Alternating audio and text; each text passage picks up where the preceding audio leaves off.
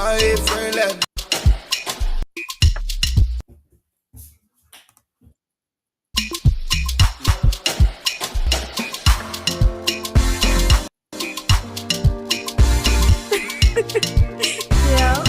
It's Fire friend, let me. Fire friend, let me. If you not want betrayer, fire friend, let me. Fire friend, let me. Fire friend, let me. If you not want betrayer, fire friend, let me. Bombe oh, fire friend let me. Bombe jene oh, fire friend let me. I'm find a friend like me on Open Table this Saturday. Fire friend let me. Welcome to Open Table Saturday edition. We are here once again. Please join us. As you join us, please help and share the video for us, please. Fire friend let me. Today there are a lot to be discussed. Hey, The CPP just endorsed the CDC. the best in a sweet Aaron Costa is on the media. the best in a la la. Kenton Weatherspoon just spilled Aaron Costa out yesterday. The best in fire friend, let me. There's a lot to be discussed on Open Table today. I say, see You best, cannot afford to miss it. see one ten to every. Come and find a friend of us. One of Fire friends. friend let me. Open Table is the place to be. I hear them say they want me go. I say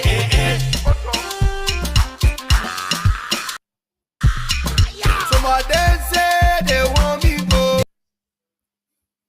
Oh, what's up with my internet? They want me go. I say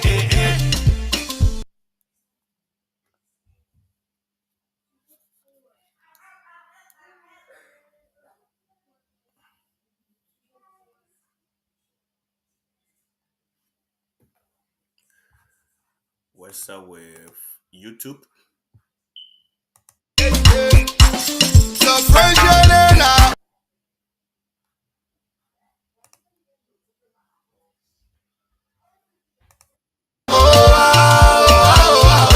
So friends,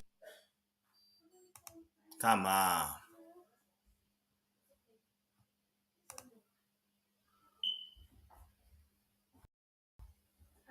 Well, come and find a friend of. Ah.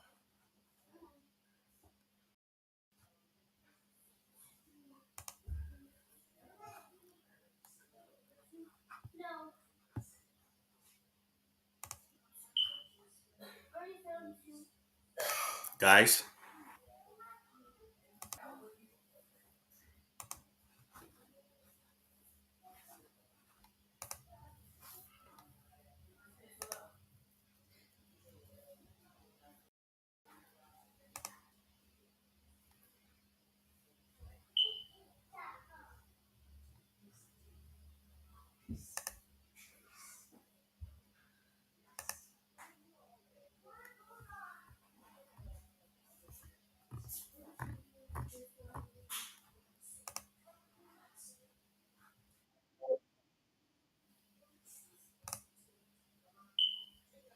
Please help us share the video. We are getting prepared. I'm having some technical issue with this video here today.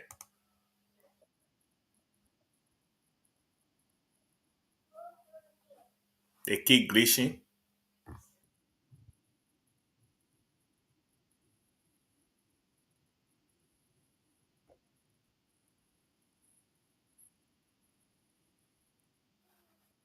fire friend, let me.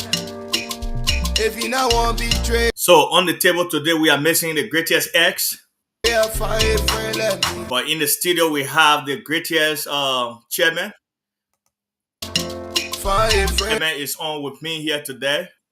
let me. So you will be missing the greatest voice, the greatest X in the city of Indianapolis. Fire friend, let me. Join us and find a friend on Open Table. How they call it? If you not want betray, fire friend, let me. Bombe oh, fire friend let me. Bombe jene oh, fire friend let me. And we have one of our senior brothers in studio. Just join us in studio. Theophilus Jalata is in studio with us too. Even though you are missing the greatest X voice, but Theophilus is filling in. Fire friend, let me. Hey, see bestie. Your bestie not sweet like my Share the bestie. video, share the video, share the video as you join. Share the video as you join. Your bestie la bestie. Fire friend like me. I say, see bestie. What's up with this music today? Bestie wanting to happy. Fire friend, let me. I hear them say they want me go. I say, Some of them say they want me go. I say, Some French girl la oh ah oh ah oh. Some French girl la oh ah oh ah oh. Some French girl la oh ah oh oh. French girl la oh ah oh. Hey, see bestie, your bestie not sweet like my bestie.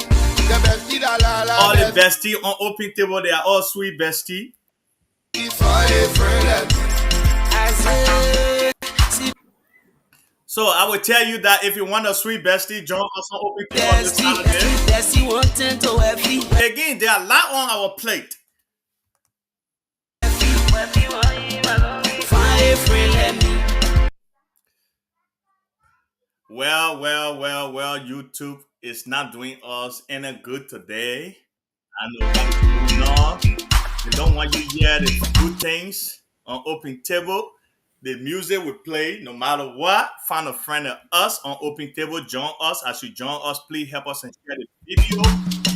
Games us CDC. What that mean to the Liberian people. So we're gonna be discussing that today. Henry Costa and Stanton Witherspoon, they are going at it on social media. We don't know who to believe, so we're going to be diving into that today as well. And some politicians, they want us to go, but we will not go. We are here on open table.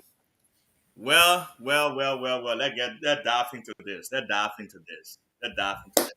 Well, I want to welcome you all as you join us. Please, once again, we are backing you. Please help us and share the video. This is open table Saturday edition. Hey, how you doing, senior brother Teal? How you doing? In studio? And Hey, yeah, I'm doing great. I'm glad to join you today. We missed you last week. Today we have you, so I'm more excited to hear your voice and to talk to you today.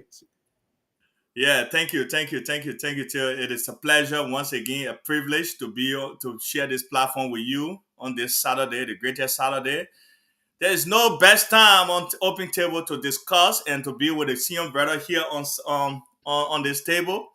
As the happening now in Liberia, we are waiting on the 14th will be D-Day to divide Koda, Bamboo will divide Koda in our Liberian English. Bamboo will divide Koda on the 14th.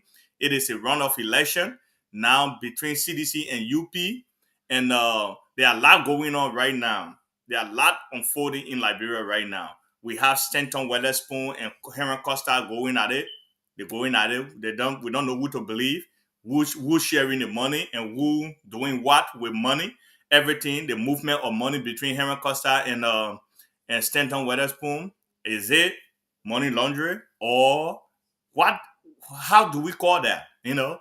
And what it mean for JMB as they going at it, with JMB being the middleman. What effect it have on JMB? So we're going to be talking about that today. So I want to welcome you, senior brother, and the greatest chairman on the table. Chairman, you can take it from here.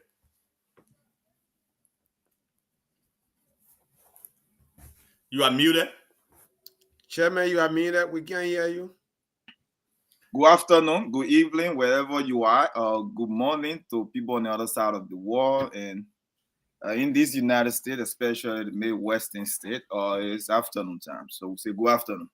It is a privilege to be hanging with you in your house, your bedroom, your living room, your studio, your car, and wherever you are listening to us from is a good thing that you are following us. We'll be discussing Liberia. Liberia is home. Liberia is all we have. And when we discuss Liberia, we feel passionate about it because we have family back home. And Liberia will always be a part of our story, no matter what we achieve in these United States. So it's always a good thing to be here. Once again, it's a privilege to have Mr. Yana Devula here. We miss you the past few weeks, and always a privilege and pleasure to hang with you on a Saturday. And we have a great mind, a great politician, Mr. Theophilus Jate here as well. And it's a good thing to have you here, Mr. Theophilus Jate. But we'll allow you to introduce yourself, and then we can go and dive into the politics. I mean, like Jan said, there's a lot to unpack. The endorsement this week, the drama, the petty politics, the money movement, and everything else that's happening in Liberia, and especially on Facebook as well. We see people switching side. We see the hypocrisy, and that's part of politics. But we'll allow for Mr. Theophilus Jiratia to introduce himself, and then we dive into these interesting issues. Hello, hello, hello. Can you guys hear me? We can hear you well. All right, to our friends in cyberspace, we want to say thank you for joining us on the great day to kind of analyze what is going on in Liberia with specific respect to the upcoming election and the various endorsement that we're seeing over there. My name is Theo. I studied politics. I love the subject.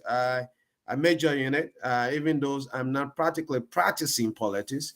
But I love politics. I think the with respect to introducing myself, my name is Theo. Once again, I live here in Indiana, and I just an ordinary man, and I'm more happy to join the studio today with you guys. And one of the greatest minds that I have seen here, the two guys here today that I will be discussing with. So I'm happy to be part of the show today. Ladies and gentlemen, thank you once again. Thank you very much. Thank you very much. So first of all, we try to spin this thing around. We try to move it for us to discuss. Let's share the platform. Yeah, you are muted. I will be trying to ask you. Mr. Samuel Jackson Murray supposed to join us. He ran for representative seat in Liberia District 8. We'll see if he joins us soon, or if not, we can continue and discuss on Liberia. Jan, are you getting us? I think Jan is having a problem with his internet. Jan, you are muted. Are you getting us? You are muted. Yeah, I just switched device. That's why I'm sorry. My internet, I got my little portable bus here that I connected on because the other one, a lot of things on it. So the kids are on it and TVs, everyone. So it was slow. Uh, what was it? What Yes. Are we going to move the discussion around? And Okay. we wanted to ask you first of all, you supported CPP, and you supported CPP, and this week CPP did something very interesting. CPP endorsed CDC. The news is out there. People, there's mixed feelings in the atmosphere, and people are saying that CPP is 1%. I mean, rightfully so. That's why you guys got. That's why we got during these elections 1%. Even though I doubt the numbers, but why you make up the endorsement from CPP to CDC? Well, again, it is a privilege to be on the table with the senior man. Theo is on here to discuss with him. Well, CPP, as everyone knows, is the third major political party in the country. I don't care what how they play with the number and what have you, CPP does have weight in the country politically. When CPP endorse you, know that you get some numbers behind you. Uh, CPP endorsed CDC yesterday. For me, the two political party that are now in the race, I'm not for any of them. I'm going to go slow with my political leader, Edizana B. Kumis. The executive of CPP made a decision yesterday. That's the executive. CPP is a democratic party where the majority decision is made by the simple majority of the party. So simple majority of the executive came up. They said they want to endorse CDC, and they feel that CDC can make a better uh, government than the Unity Party at this time. That's what they believe, and I stand with them as a member of AMC and part of CPP. Yep, that's the decision. We're not going to go back on that decision. That's a decision that everyone has made, and we all take responsibility of it because we are part of it. Even though some of us will not be voting and we're not advocating for either of the political party in the race. Some of us, we are neutral.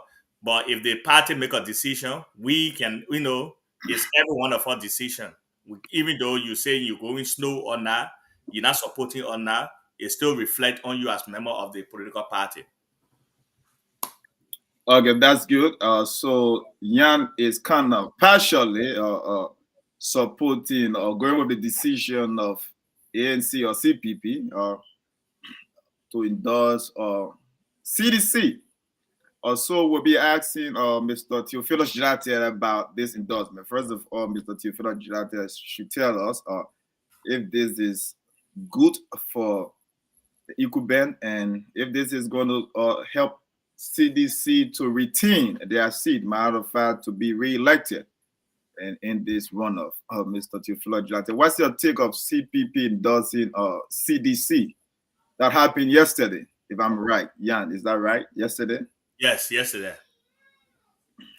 Yeah, well, of course, what we've seen in the last few days, we have seen crossing and counter crossing of political candidates. Even those have been defeated, and some of those won their seats.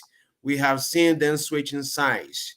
But if today we are going to look at critical endorsements, right, that have happened in the past few days, and one of them is the one that my comrade Yan just alluded to, which is his party has officially endorsed CDC for the upcoming election. Now, that is significant in some shape or form because if you look at the comments, right, comment have a lot of people, numbers. In this runoff election, any endorsement does matter, right? But we're talking about, in terms of the numbers. So a lot of people will say, well, not a lot we can get from Cummings. No, no, no, no, no, no. Cummings is a voice, a critical voice, and he has people that are behind him. And even if you look at the whole of Southeast, when we're talking about CDC, Unity Party, he has weight there as well, even though in other parts of the country. But that means it reduces the number from UP or from Mr. Boakai in terms of why he will be pulling from the Southeast. So that is a critical endorsement. So, and we'll talk about that more as we go into the show. Okay, so you said that's a critical endorsement. Matter of fact, let's make it clear here that Mr. Zana Kome decided to be neutral. However, the executive of the party endorsed CDC. So I'm not sure the reason for his neutrality. Maybe some things he wanted, both parties couldn't meet that, so he decided to be neutral. that's up to him. However, like you said and Jan said, it's ANC and CPP. So in this case, we can say that he's partially part of the process because he was the standard bearer or like the one running on the ticket as the head of that ticket. So let's talk about other endorsement as well. So during the week, we saw ACOP endorse UP. However, later on, we saw a fraction of ACOP endorsing the CDC. So they call themselves the youth wing of APCO, and they have so many names to call themselves, but they endorse CDC. So we saw a break in endorsement. All right, we saw people that moving probably uh, they they didn't feel well or okay with the endorsement from those untapped ARCO, so they moved to CDC. So what you make of ARCO? If you are not aware of ARCO, I mean, like it's heavily supported by the Muslim part of Liberia, and that's very important. So what you make of ARCO endorsement of UP and other partial endorsement, if one would like to say. Matter of fact, we call it a full endorsement because they use the party headquarters. And those that endorse our CDC, they went there. But the endorsement for UP, they actually use the party headquarters. So I look at it as our ARCO endorsement of UP. So, Mr. Teofilo Gilate, what you make of that endorsement from ARCO, which of course is the heavily supported by the Muslims in Liberia?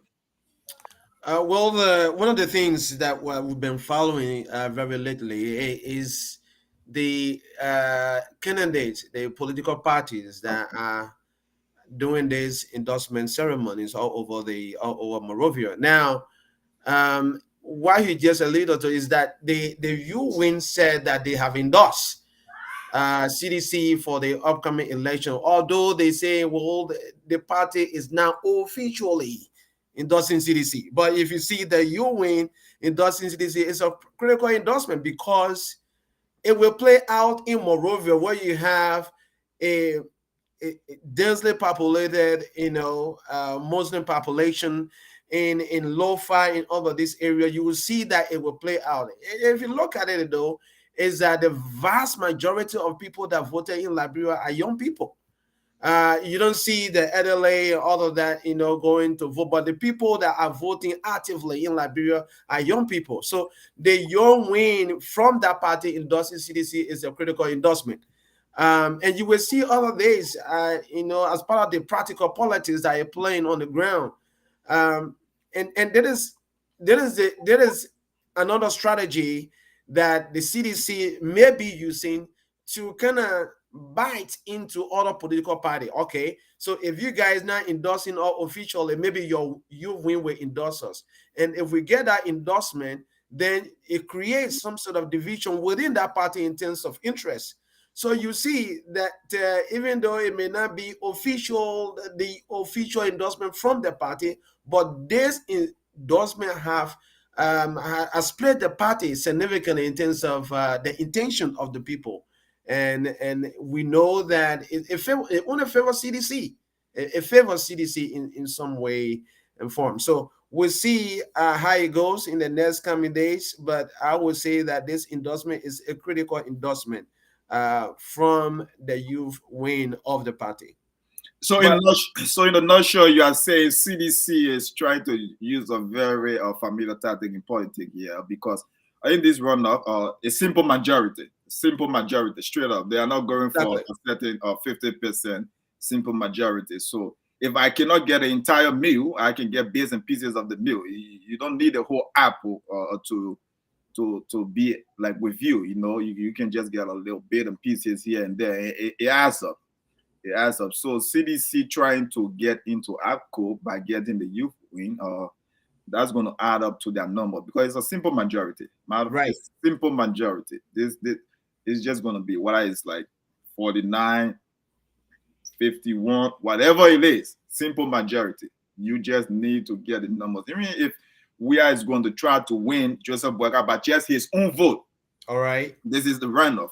That's why it is. One vote counts. And so no endorsement is just petty endorsement order, or we should not downplay endorsement, even if the party is less than 1%, right? Because we're looking at simple majority. So, Yan Volule. So, what you make of ACOP or endorsement of UP? Because they endorsed UP at their party headquarters, but then the youth went broke away and they went to Not just the youth wing. ACO is divided right now as we speak. Right. Yeah, the vice standard bearer endorsed CDC oh, okay. in Maserado. The same day, ACO standard bearer endorsed United Party. So the vice standard bearer broke away from the endorsement that went to United Party. Then the Kakata, the Mike Gibby chapter yesterday endorsed CDC. So ACO is heavily divided. ACO is not just Maserado. ACO is all over around the country, like Tio said. ACO is heavily supported in Lofa, and Josh Weah is digging deeply into Lofa. You know, and ACO now have Josh Weah have taken ACO Mike Gibby. Ako Nima, we don't know where Ako Nima will go. We don't know where Ako or Bombing or Grand Cake Man gonna go. So uh uh CDC UP should be troubled by that. They should be troubled by that. And Unity Party Standard Bearer Joseph Boaga is on record of molesting the Muslim people. You know, the whole campaign started with tribal divide. You know, with Unity Party, they started with, oh, you can't speak this. You're not a Muslim. If you are a Muslim, you don't have space. You know, in the Liberian political setting, if you can't speak a certain dialect in the country, you're not a Liberian. You don't belong in the political space of Liberia. So United Party have a tougher ground to stand on. The United Party came in, started the whole thing with collaboration.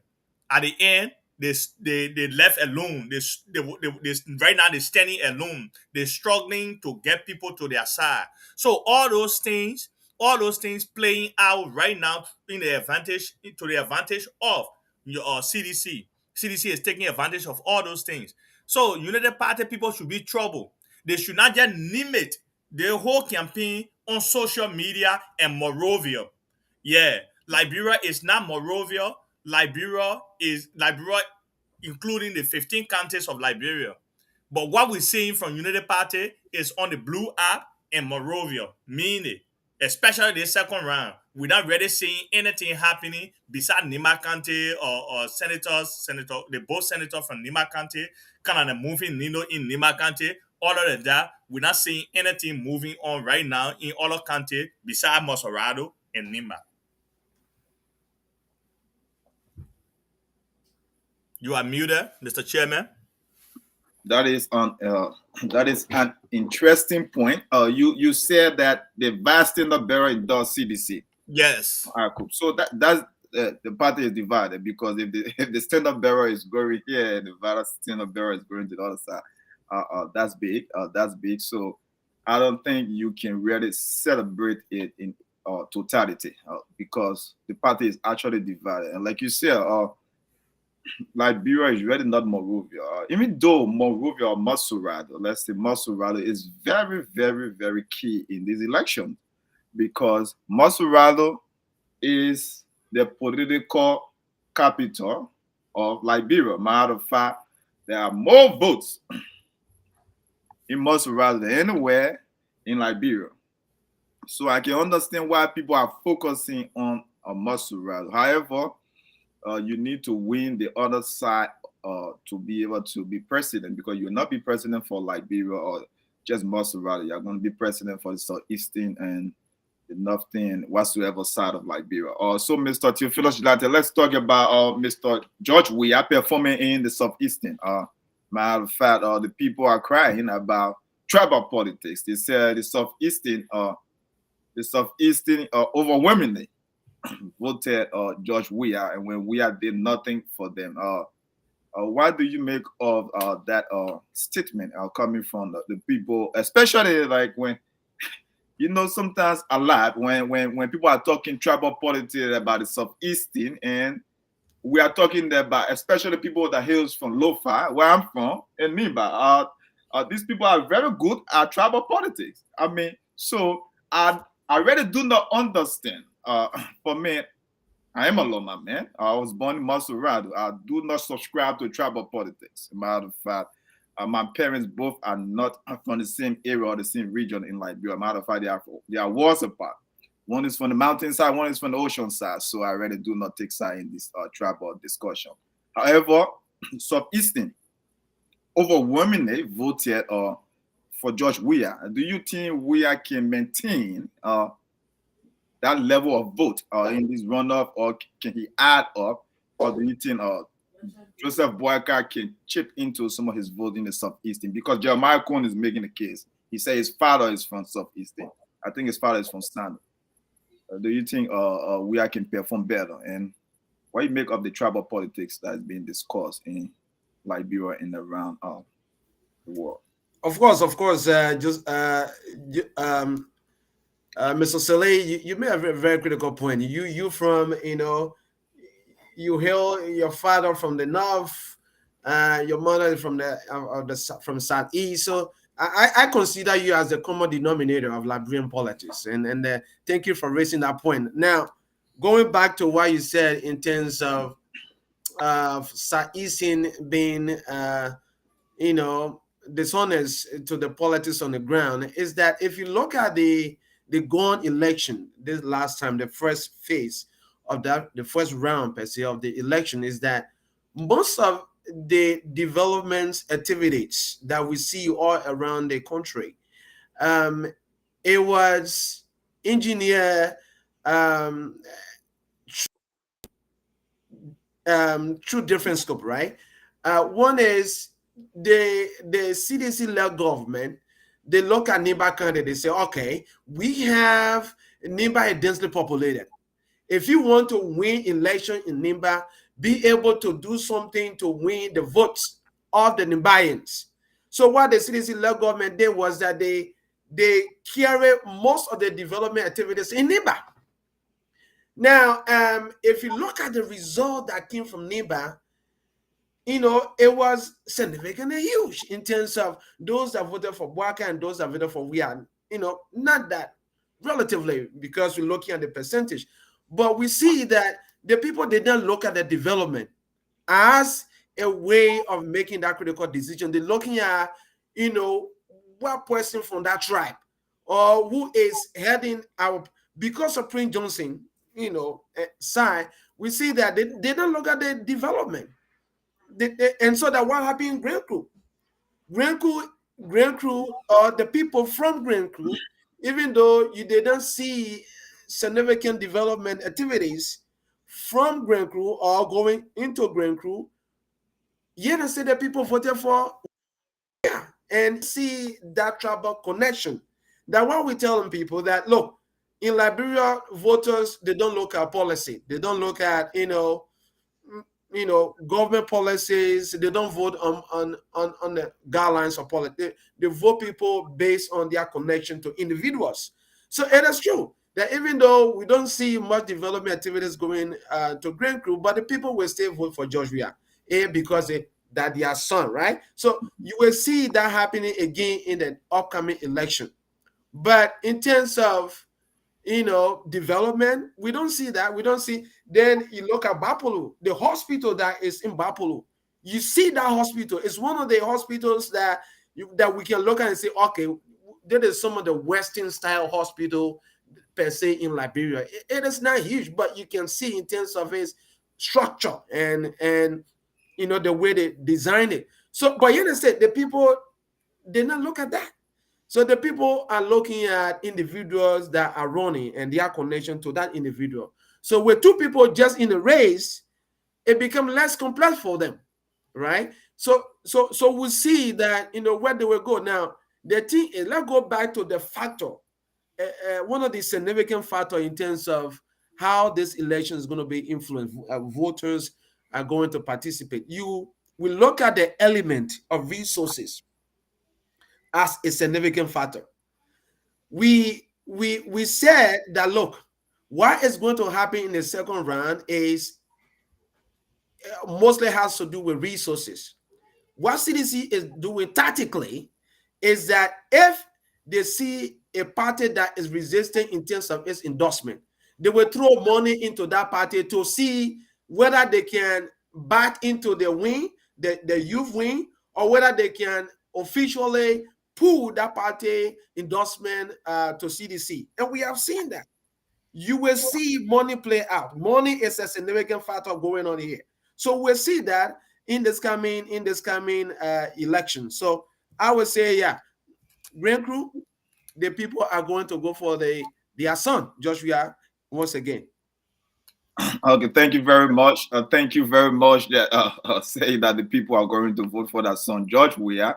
I mean, you see, the thing is, we are from Liberia, and we should not look. I hate the pretension and hypocrisy in the politics. When people are playing this tribal line on the other side, it's okay. Matter of fact, Mr. Joseph Boyka used to wear native attire, and PYJ used to go to Nimba, and he'll be speaking and trying to make the people to vote based on tribal line. And you make a very interesting point. You see, George Weah, who is from the Southeastern, people would like to say, and matter of fact, the Speaker of the House and the President pro tempore, all from Southeastern, right? They took development to the other side of Liberia. So because of politics. So the development that they did in Bapolu, George Weah is not from Bapolu. The development in Nimba County. For how long should Nimba support? Nimba is not the only county that should be benefiting in this politics, but because of the numbers in Nimba, they always focus on Nimba. So now that we have a son here from Nimba County, Mr. Yan Devolule, we would like for you to speak on the politics, the tribal politics, and the tribal sentiment. How people are they being very fair, or they are just being they are playing that politics of pretension, hypocrisy? Because you have PYJ, you have Kong, you have JMB playing the same politics. Matter of fact, I believe that is the politics that the master. All right, the master of that type of politics, because in 2017 we saw that same politics. Matter of fact, 2017 Joseph Boyka wore native attire almost everywhere because he wanted people to know that he's a native man, and rightly so. It should be it's okay to wear native attire. Welcome, Mr. Somerset Justin Morris. So Mr. Yan, we'll get back to you shortly, but Yan, go ahead and speak, and we bring you in. Yeah, the tribal politics, it will hurt UP bigly in the second round of election. You know, it started with UP and the Prince Johnson side of the whole political aisle. Prince Johnson came out and told the nation that this is Nima time. This is Nima time. And Nimarians should stand up and take hold of this opportunity because this is their time. And you could hear UP, the UP partisan all over across the nation, or Lofians, this is your son. Vote for your son. So I know why people mad at the Southeastern voting the way they voted. This if you preaching that kind of politics, so the other people on the other side say, okay, we have our own two in the race. So we have to stand with them. Say everybody calling their own. We have to call, we have to stand with our own too. So it will hurt UP big time because that type of politics, you make people feel that we don't matter here. We don't matter here. And it also send a signal that if UP happen to win this election and become the ruling government, the nation will be divided because why? People will focus on the two counties, which is Lofa and Nima, more than any other county in Liberia. I'm not saying that's what's going to happen, but from what we're seeing, that's why it portraying to the people out there that probably when the people come in, they're not going to have our time because everybody preaching this is Nima time and Lofian should stand with their own. They will forget about us. they will forget about us. Just the crumbs of the whole food going to come to us, but the whole food will be focused on the two country big day. So the tribal politics is not helping, and it's going to hurt UP for the second round of. And Okay. so let me just make a point. But, Let me just make a simple point. but Okay, go even the ahead. Go ahead. government, Mr. Theophilus, go ahead. Mr. Morris, I'll bring you in right after that. Then Mr. Theophilus, go ahead. Right. Yeah, I love your point, which is, look, this tribal politics is not going to help Liberia, and in fact, you know, if you say you're going to vote on tribal lines, then of course nobody's going to win election in Liberia. You say, okay, let my tribe people vote me, right? You're not going to win election. In order to win, you have to have other tribes. You got to have people from all over the country. Now, Nibians, simply because you are from Niba, I want to raise the point. It's in a very critical in terms of what is going on in Niba now. We see the Gonglos divided, right? Mm-hmm. The Gonglos phenomenon. Gonglo, the added Gonglo endorsed CDC. Now, Xiaolong say Gonglo endorsed UP. So you see the division within the family. It's not only going on within that family, the Gonglo family, it's going on in Nimba. But you will also understand how CDC is benefiting from this divide. Now, Edith, not only she was a superintendent from there, she also popular from Nimba. And so if you have Edith going to CDC, she's a top popular politician in Nimba. Exactly. So that is shifting the political dynamics in Nimba in terms of the population, in terms of how people are thinking from that county. So you will see that if the UP, the Boakai-led UP, if they want to win Nimba, they have to win with a significant number that will pull him to the top. But what we're seeing with the split that we're seeing is that even if he is going to win it, but again, it's not going to be with a significant margin. So is that a point I want to raise? Okay, thank you very much.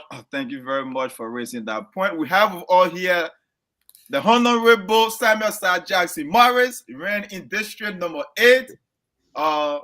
He was defeated, but I don't call it as I don't look at it as a defeat. This is politics. You live to try again. As a matter of fact, you learn from your mistakes and lapses, and you move forward. Matter of fact, Samuel Sir Jackson Morris is a good man, a brilliant man, and he hails from my father's side of the political divide, or should I say, my father's side of Liberia, Lofa County. The name side is already telling you where he's from anyway. So, Mr. Samuel Sir Justin Morris, welcome back to these United States. If you want to introduce yourself, you can introduce yourself and tell us, because we know that you actually participated in this election, not on CDC, not UP ticket. So in this runoff, who will you be supporting, or who are you leaning towards? Okay, thank you very much, guys. Again, This side. like he rightly stated, thank you ever so much. I mean, the Open Table family and all persons who are listening to this most informative program by way of whatever means they are using, be it Facebook, YouTube, and whatever. Again, I'm happy to be back in Indiana. The last time we spoke was like 3 weeks ago when I had a 7-day trip from Monrovia to Indiana, and spent 7 days, and I have to return quickly back to Monrovia. That was last month. And again, we are back, and we due back again to go back to Monrovia to energize our people. Truly, we contested in District number 8. Princeton, the candidate on the United Party ticket, won. I'm not discouraged. I'm not disappointed. That was not our expectation, but the will of the people have to be respected. Several factors that I'm not disappointed about. As you are aware, some of you may not be aware. I went to Liberia to contest on the tickets of the Unity Party. When the Unity Party indeed asked that I should return to Liberia and contest on their ticket, our arrangement was done to be the candidate of the Unity Party.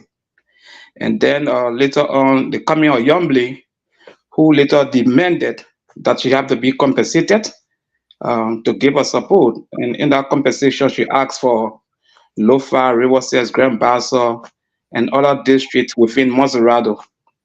That include my district, District number 8, Monserrado County, District number 5, asking this former Secretary General of Unity Party, Mo Ali, to step aside. District 17, even though like District 17, the candidate there, Mr.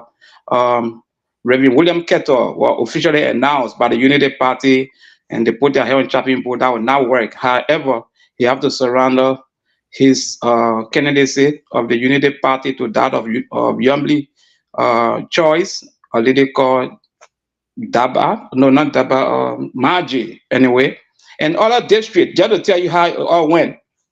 However, we're given the option to either contest as independent candidate or find a party that is not hostile to the Unity Party. In that search, we landed on the tickets of the Liberia National Union headed by Dr. Clarence Monuba, who happened to be the son of the former vice president of Liberia, to that of President Doe. And there we were.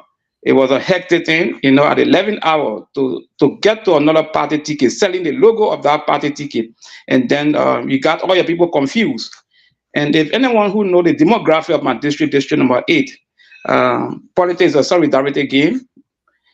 The Basilian dominate, followed by Lofians. And we all know the Bassa wave of the politics is that of the Unity Party and the Lofian vote. So to actually convince the people from Slipway, Waterbeer, Crown Hill, Clay Street, UN Drive, Buse Quarter, Soniwe, Jalastan, Satan, Plongo, and then you get to Satan build that Nimbayans, and to actually convince them easily to vote against the Unity Party was not an easy task. However, we did what we could do, and we came significantly, and that it taught us license. So thank you ever so much that I'm here. But as time goes by, even though I came, the program's already going on, and I met the portion that has to do with tribal politics and the advantage and disadvantage of the Unity Party. But I didn't hear anyone saying what it also got to do with the CDC. But let me just say this, let me use my 5 minutes wisely. That's a fact. Politics is a game of solidarity. People will vote for you based on religion, based on tribal background, the geography of the area you comes from, whatever it is. There's some identity must exist. And if we all know, a lot of Nimbayans are suffer for Unity Party. And Unity Party is a Nimba party. Let people not forget. One of the greatest sons of Nimba County, Jackson Fado from Nimba County, he's from Unity Party, meaning Liberia Action Party, merged with the Unity Party. The late teacher, the poor man teacher from Bon County, Gabriel Poulet of Loop and Liberia Action Party are the two parties that merged with Unity Party. So the Nimbayans, let us not forget the reason that Samuel Doki was killed, because he openly campaigned for Madame Salif. Tell her bringing her life. We're a family. Do you know how many Nimbayans that have suffered and died in the name of Unity Party? People must understand this. There's a fight of identity, a fight to define the people of Nimba as to who they are. Either they remain coward or stand for the purpose for which they died. But the issues of tribal politics, I don't see this as the tribal politics being preached. Because Lofa alone, out of the 16 tribes of Liberia, 6 tribes are from Lofa. If you get to Vaun, you see Mende people. If you get to Salaye, the Pele people. Kwano Boni, the Maningo people. Zozo, the Lama people. Vanyama District, Lama people. Foya District, the Gisi people. So, we have to be careful as to how we portray this thing. If anyone want to hold people responsible of being tribalistic, then we'll hold a unity, or how they call it, CDC. But who, in fact, introduced tribalism in Liberia? First time in history, That President we are. Let us know also that I, who's speaking here, am a founding member of the CDC. I serve as commissioner of the CDC, election commissioner of the CDC. I presided over several primaries in in Liberia, including my own county of Lofa. I serve as chairman of grievance ethics committee of the CDC. I expel people. I suspended people. I know what the CDC, even in the United States here, I serve the CDC. I'm not against the CDC, but against the policy of the CDC as we speak. Now look at the government for short. I wish I would end for other colleagues to come in. Look at the government. The Chief Justice of Liberia, where you from? Or where's she from? She's from the Southeast. Even though Madam Wolo called now, how they call Justice Howard should be second in command, but because the tribalism and the level of tribalism introduced by President Weah, he appointed Joseph Nangwe from Sando County, a own kinsman, on the Supreme Court. If a policeman beat you today, run to the police. Who you want to see? Pajo Sulu. He's a crew man. If your child want to smoke cigar or want to smoke whether drugs or whatever, you run to the DEA. Who you want to see there? The Southeastern brother of Joshua. If you want to become a citizen or who question your citizenship, that's another Southeastern brother from the Southeast immigration. To even cut a tree in the bush, you have to meet Sima Doyen from the Southeast. The man who collect our money, our revenue, Thomas Dona from the Southeast. The man who expand the money, the expenditure part of the money, who owns it, is controlled by another Weah's brother, Samuel Tue. The person who keeping our money at Central Bank, Talu, from Grand Jide from the Southeast. If your child was spoiling in Liberia, you'll be running a piece of city from the Southeast. To even catch your Buka fish, you must meet Emma Glasgow from NAFTA. You run to the port, every part of Liberia you go. Even if your role is to be fixed, you'll be meeting a support girl to public works from the Southeast. To own a government car, you'll be meeting a crew more to GSA. Where are we going? The whole country is being tribalized by George Weah. And people talking about tribalism. One Nima can't get. Prince Joseph have to cost George Weah quite recent time before he can even, as big as Nima is. Their number have been a useless number to George Weah. He gave them one old post office where nobody posting mails. If not Prince Joseph challenging recently before he appointed three Nimbayans to some nominal position. Okay. Thank you very much. Thank you very much. We'll go further. And another thing before I end. We want other people to chime in. I will hold it right there. Even though you are saying some things that we can go and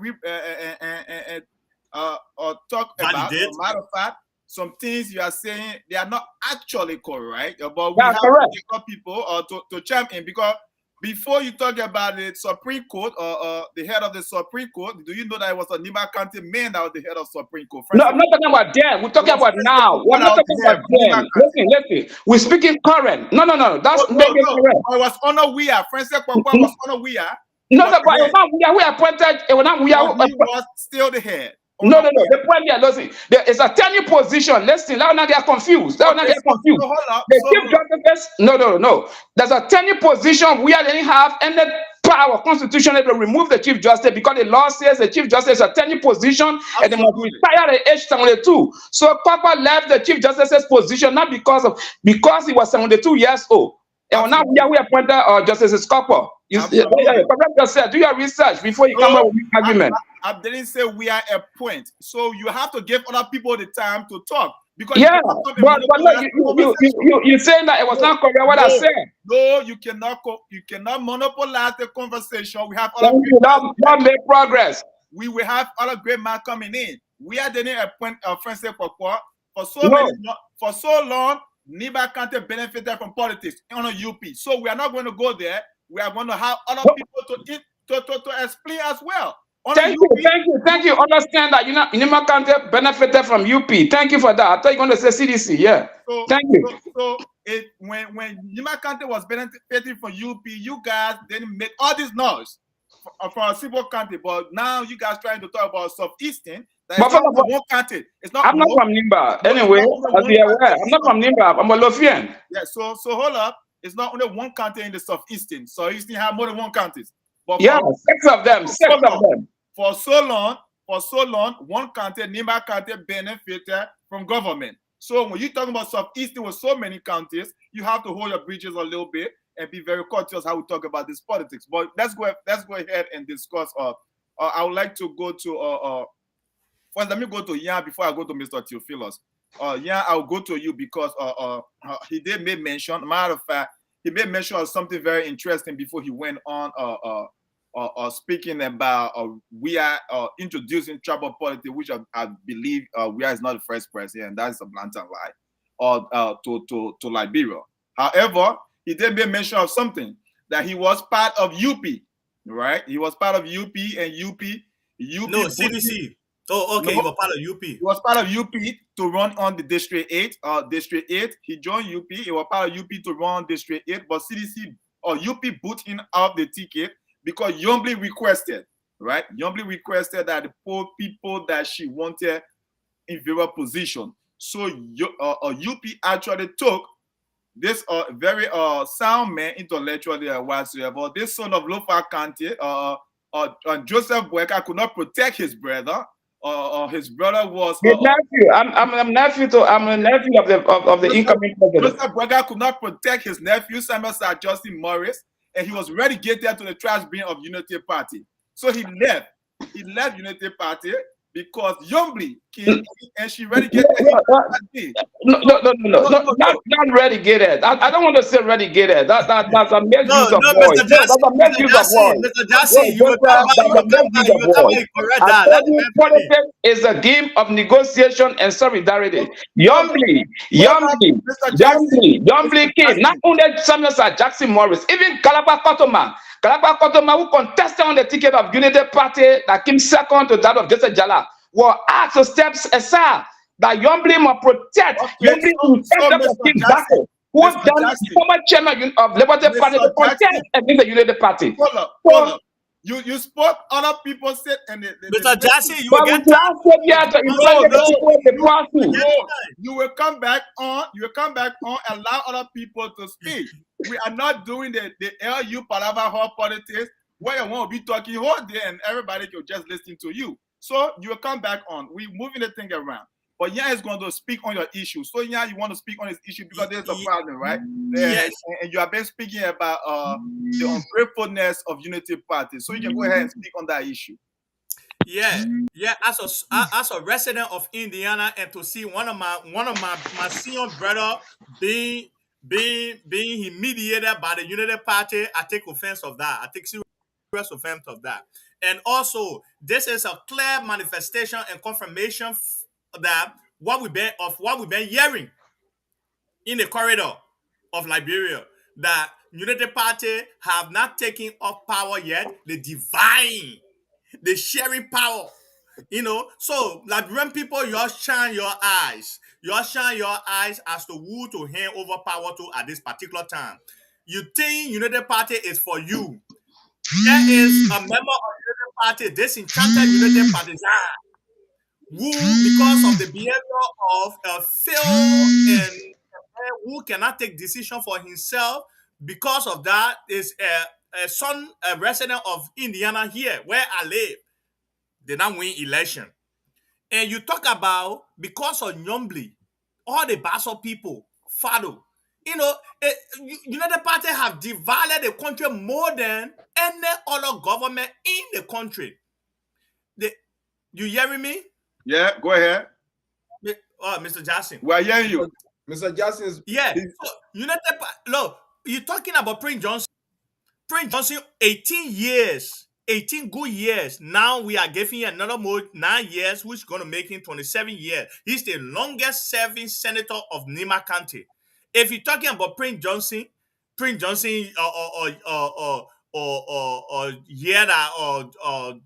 George, we have to appoint some people. When the Prince Johnson realized that Nimarians need a job in the CDC government, when he realized, it's because Prince Johnson job was on the line. If Prince Johnson had not joined the Unity Party, trust me, Prince Johnson would not have win the senatorial post at this particular time. Prince Johnson don't mean well for the entire nation before I talk about Nima County. He don't mean well for the entire nation. All his self-interest, he don't want any other thing besides him benefiting and protecting himself all along. Prince Johnson want to hold on to power until death call him. That's why he want to do. That's what he want to do. And it's so sad that my brothers and sisters in Nimba, they are not seeing all of that. They just there putting Prince Johnson there all of the time, and nothing Prince Johnson have done that we can point out in the county to say, oh yes, this is what Prince Johnson have done. The county development funds. Prince Johnson was the head of the legislative caucus of Nima. Nothing Prince Johnson could do in Nima that we can point out to say, oh, the county development fund is being shared. You know, all the yellow machine that the county development fund on Ilef Gonglo that were bought, all the yellow machine, all spoiled, it all over scattered in the bushes of Nima County as we speak. Nothing there. It can be repaired under Prince Johnson leadership as legislative caucus and the head of the legislative caucus. So, look, the tribal politics, we have to do away with it. That's the only way Liberia will move forward. United Party, Joseph Boakai is the king of tribal politics in Liberia. Until Joseph Boakai can be gone from the political scene, tribal politics will continue to exist and will continue to hear about tribal politics. Thank you very much, Mr. Jan Devola. Thank you very much, Nimba County favorite son. Thank you for speaking on the issue and making your point clear, very clear. Mr. Theophilus Jatia, we have Honorable Samuel Sir Jackson Morris, the nephew of Joseph Boakai, very fired up. Matter of fact, he had a whole lot to say about, how to call it, a whole lot to say about CDC. Matter of fact, George Weah, he assailed him. Matter of fact, he beat on him, and he did that because I don't know, because of what occurred in CDC. He went listing all those ministers from the Southeastern, and maybe what occurred in CDC or transpire or encourages this unrestrained hatred towards CDC, or especially George Weah. But again, Weah is the president, so it's expected to beat on the president or whatsoever. In politics, that is politics. So what you make of his statement, matter of fact, the fact that he said Weah was the first to introduce tribal politics to Liberia, which of course I'm young, very young. You all know that, but I do not want to buy that line because that line caught my eye. Weah was not the first to introduce tribal politics. So, Mr. Theophilus Jata, you can go ahead and make your point. Well, first of all, let me welcome the brother back from Liberia, where he went to contest. Now he did not succeed, and let's give him the credit for trying to go back and participate in the electoral process. Now, and that is not my own word. From his own words, we can see the dishonesty. We can see the unfair play by his own party. In politics, right? People put candidates forward because they believe that candidate is a winnable candidate. It's a path to their result. So the fact that he was rejected by his party, that we will not allow you to run on the party. We have other people that we can put forward that we believe that can represent the party, that can articulate the party policy in the best possible way. The fact that the party did not use him on the ticket means to me or suggests only one thing: the party did not believe that he can pull out the votes that are needed to win. To me, that is a fair tactics for any political party to not use anyone that they don't believe that will preach their policy. Now, number two is that when you look at Liberian politics, and for him to say tribal politics were introduced, into Liberian politics by the CDC government is quite unfortunate, because we have learned for long now to know that tribal politics has been around, and it's our all as Liberia itself. So you can't say it's one party or the other. I'm not saying UP party or CDC. I am saying tribal politics has been around for a long time, and it is as old as Liberia.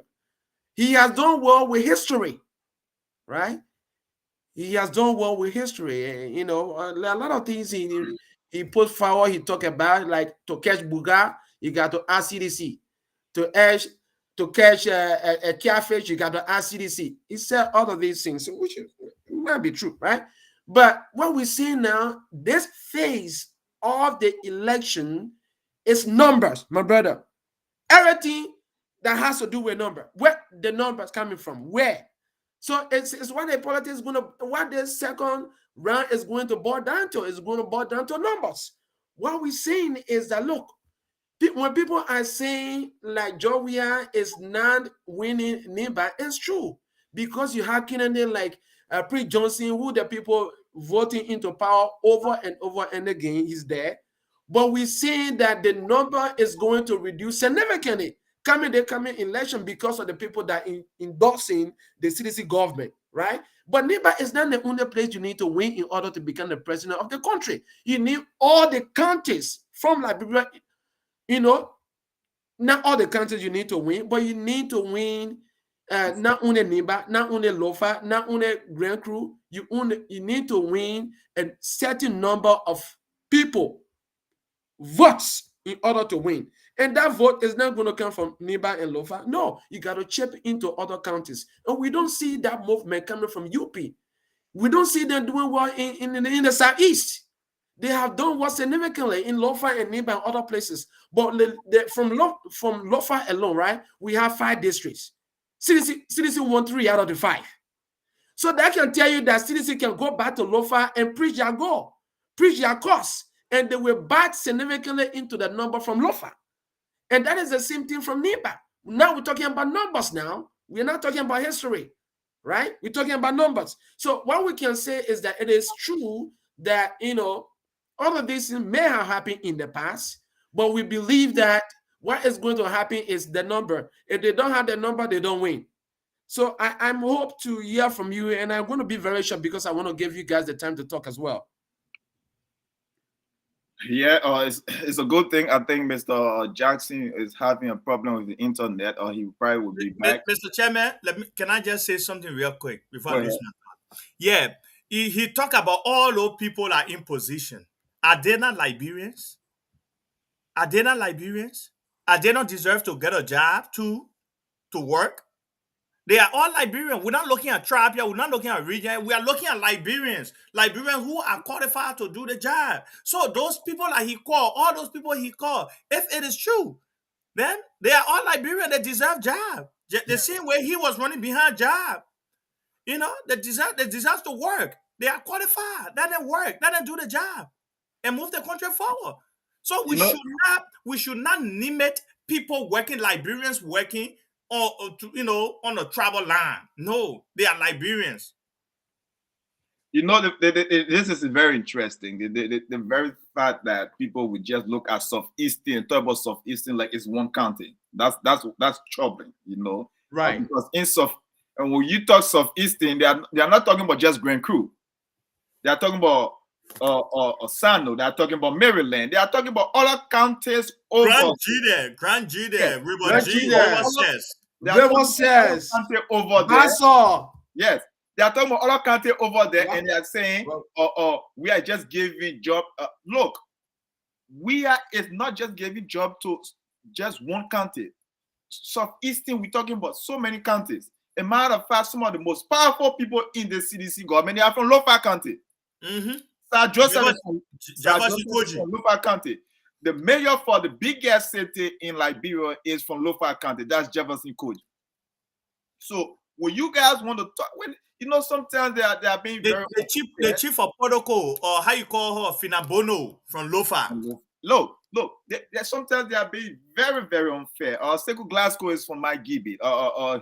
He's in there, the president office. The thing about it is, you guys ready?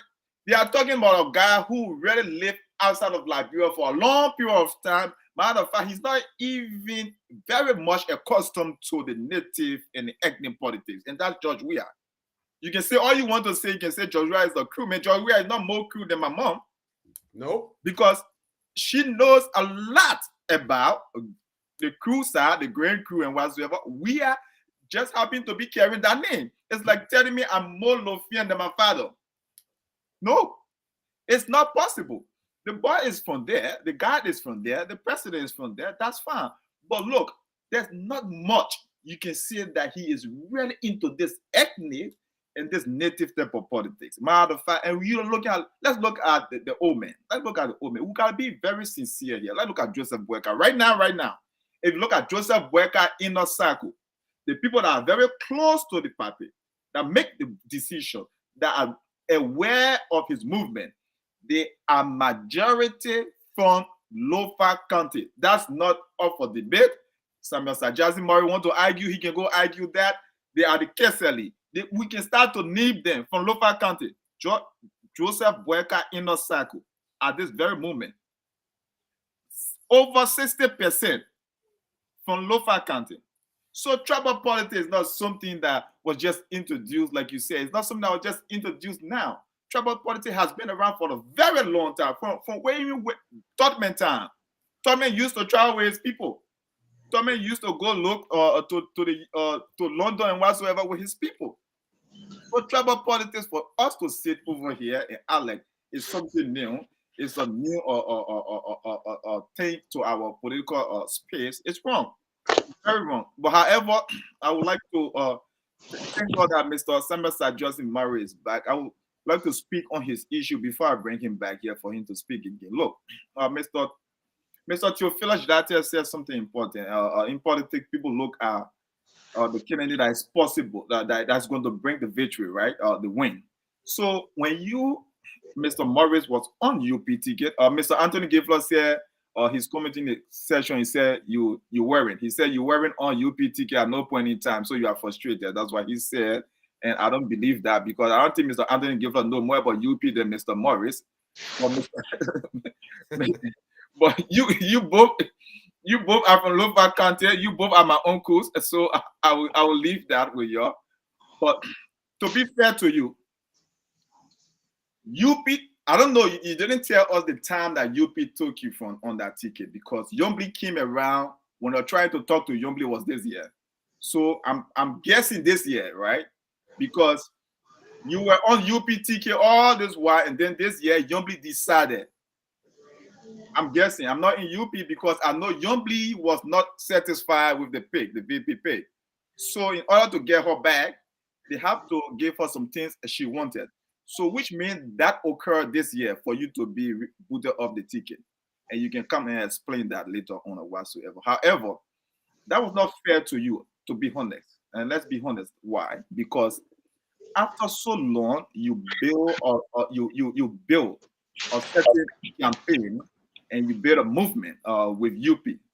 You went in the trenches, the street, and you were the face of UP in that district. And then here comes Yombly. And not just you, everyone that she touched with that decision, that was not right. And that's why we expect the old man in his wisdom. Joseph Boyka, usually people say the old man got wisdom, the old man got wisdom. We expect Joseph Boyka to stand up for the people at the time, people like you. But in order to please Yombly, he allowed people like you to feel some type of way. But that's okay on your part. That's okay because it is to benefit the senior man, Joseph Boyka. And you are yet to tell us if you are endorsing UP. Matter of fact, it looks like you are endorsing UP because that's your party you came from. It looks like you'll be endorsing them in the runoff. Mr. Sele, the man did not answer the question. I think you asked him from the beginning what party he thinks that he endorsing. I would like for you to answer that when I bring you on again, Mr. Morris, because the truth of the matter is, in all honesty, they treated you and everyone else that Yombly affected with her decision, or touched with her decision. They treated you guys wrong. And in politics, sometimes you have to make the hard decision. You got to look beyond, and I'm guessing you will look beyond your own personal hurt to still go back home. But then again, you are linked to both parties because you were part of CDC before you went to UP. So maybe you would jump over UP and go back home to CDC. I don't know. So we give you the opportunity to tell us if you a CDC or to go again to the travel line, the Honorable Samuel Sir Joseph Moore, you go back to Lofa County. So tell us where you'll be going. Let me say to the panelists in there, or the host or presenter of this show, this wonderful show, The Open Table. I'm laughing at from your judgment. If anyone who have listened to Ambassador Bwaka over time, the reference used to the UP, he always says the UP alliance, meaning it's a conglomerate of different political parties that coming on board with a single agenda. And in the alliance, it's a give and take. If anyone is telling me that in fact I'm more a UPist than that of Galapa Kotoman and Cyrus who won, then I will question your understanding of Liberian politics. If anyone is telling me that I'm more UPist than the former Secretary General, who is the campaign spokesperson now of UP, that is Mohammed Ali, Mo Ali, who was then a Kennedy of the United Party in District 5, surrounding that district over to Yombly. Even though the UP won that district, Madam Kopwa won that district. Now, Priscilla Kopwa, won that district. But she was a direct recommendation. She was in the state that she went. Those are districts that, if anyone is telling me that Mr. Keto, who has spent over $50,000 on the UP in cash, built all of the offices of UP within District 17 and beyond to that of Lofa, were being asked to step aside for Manje. And somebody is telling me that means that they're not following the emotions. But that will leave people with emotions and opinions. They're entitled to that, right? They're entitled to that. You're talking about fair treatment. If anyone going into politics or selfish ambition to believe in the me, I, and myself, that means you're not going to succeed. We went to Liberia to represent our people, our district, and the decision have come that will benefit the entire country. So you want to put yourself, self, and fight for self? No, we never went to Liberia because we think that if it's not us, go back to the video on the 14th the 14th of October. Go back to that video. By 8 o'clock, we took on the street our second in command. After we have received our tally sheet, we knew that the United Party Kennedy Princeton had won, and then NEC choose to play on the result. Our second in command to that of Bokopo, ask Charles, ask even the special assistant Abaka. We led a campaign and the protest that night by 8 p.m. at NEC headquarters. The following day that NEC have to announce how they call Princeton. When number was changed, when someone getting like 17, they will put one behind and making it 171, all because they wanted for Gray to become representative of that district. We are not selfish people. I've never been a selfish person. You know me how they come in this place, they come in the political revenue, because I never compromise when it comes to what stands for the people and what is good for the people. How many persons know me here to be Samuel? Most people call me political revenue. The easiest way that you can identify me is political revenue. So now I'll leave that to that of people trying to always tell Ambassador Bwaka to travel politics. Look around Ambassador Bwaka, how many Gisipo, how many Lofin you have in his office? That's Southeast, Jaikwe and all the rest of the people. If you're the travelers, you have some Gisipo, Anthony, or how they call you, Anthony Casadine, and rest of the guys who you have in that office to be a Gizi person, that Jack Kabakole. So Jake alone making a travelist. When I say a traveler, that person means, it means that that person is protecting or believe in a single tribe. Joseph Parker is not Lomba, it's not Bandy. Who are that Sapo man from Sando County? Let us leave that. If another person look what the numbers, I heard a brother talking about numbers. All the numbers, he put the combined number in the South in the 6 counties: River 6, River G, Grand Gide, Maryland, Sando, and Grand Cruz. 6 of them. What's the total vote of the 6 counties? 307,126. The number alone is 307,100. So you made only 6 votes. It's over number. So you have to, you cannot be going on like a monologue. You have to give chance for people to. Well, you There's a motivator. I think you gotta give time. that's what. Thank you, brother. Because it's not giving time. Whenever you try to provide, I get suggesting Morris time. Someone suggesting Morris, and you see the most time over here, and I'll have to stop you when you're. Seriously, if those who find this show will tell you that the time given. Do you know how many minutes I just recorded when the both brothers were speaking? Pull up. I've not even spoken for 3 minutes. Pull up. You will go. You know you've been above 3 minutes. You will go. I will allow you to go, but you have to answer where you are going, CDC or UP. That was the question, and you are just going around. Clearly, you know I can't support the CDC in this election. Okay, you will be supporting UP. Go ahead. I'll be supporting UP 100%. Thank you very much. Go ahead from Lofa County. Not because of Lofa County, because on the manifesto of the 2 candidates and their political institution. All right, please try to list some of them in your explanation. Yeah. Can you please help us understand the manifesto? Some of the manifesto, the key one, because we don't want a lot of time. We'll soon be closing. But in fact, the CDC had no manifesto. All along with the CDC, there's no manifesto. That you supporting the UP that you supporting. Focus on UP. You are supporting UP 100%. Please tell all about the manifesto of UP. But you have followed the arrest. No, I'm not fighting no arrest. I want you to. It's just the name we hearing arrest. No, I'm not fighting arrest. You said you'll be supporting them based on the manifesto. I didn't say I'm supporting them. You tell us the manifesto that you saw that you're going to be supporting UP. I'm not going to go look for arrest on UP. I know why arrest. Tell us why. Tell us two or three teams that are going to make Liberia better in our manifesto. Agriculture number 1. Roads, connectivity.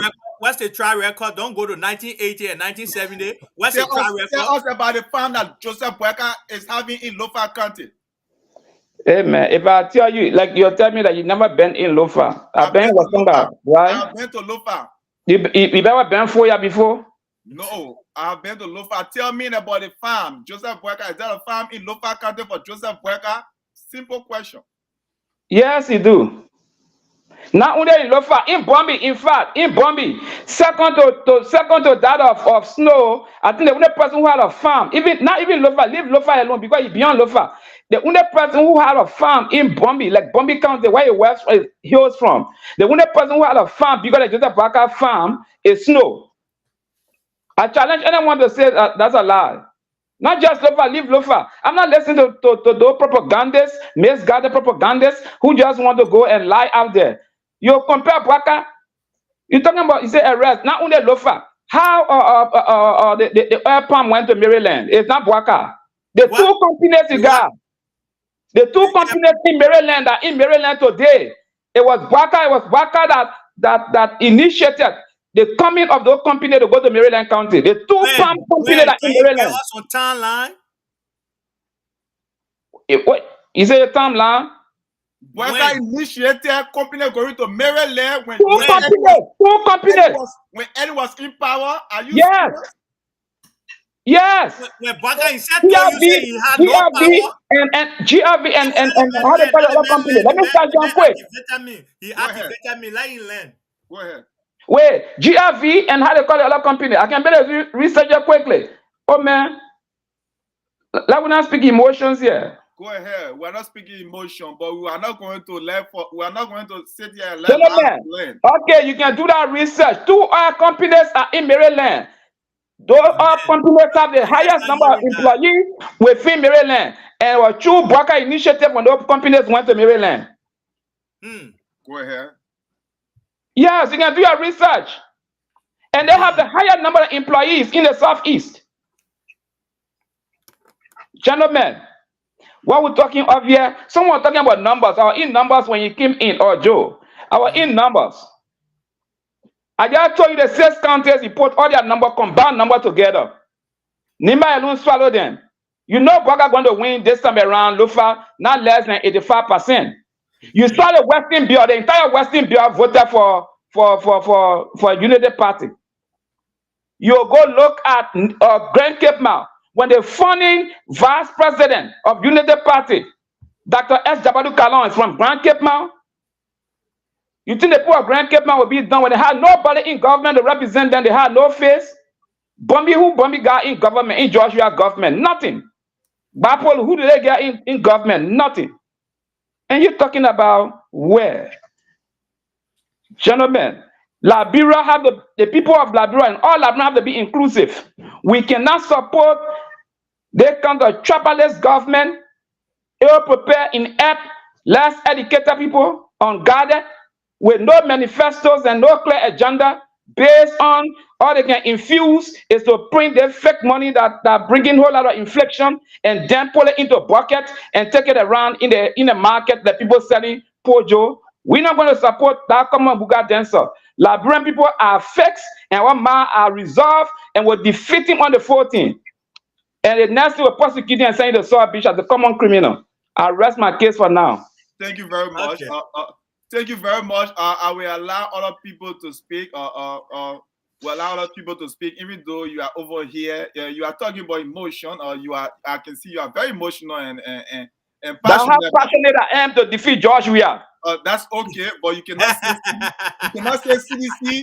You cannot say CDC is less educated. Matter of fact, if we talk about Southeastern, you should be aware that Southeastern, they are very educated in their land. Joe, I'm not talking about Southeastern. I'm talking about government. I'm talking about government. You can't continue to push your agenda. Their argument of Southeastern. There's not a Southeastern. No, you talk about government. Hold up. I'm talking about George Weah government. Yes. But you can't say the government are all Southeasterners. Hold up. I'm talking about the CDC and the government, whatsoever you're talking about. Because even the president pro tempo is well educated.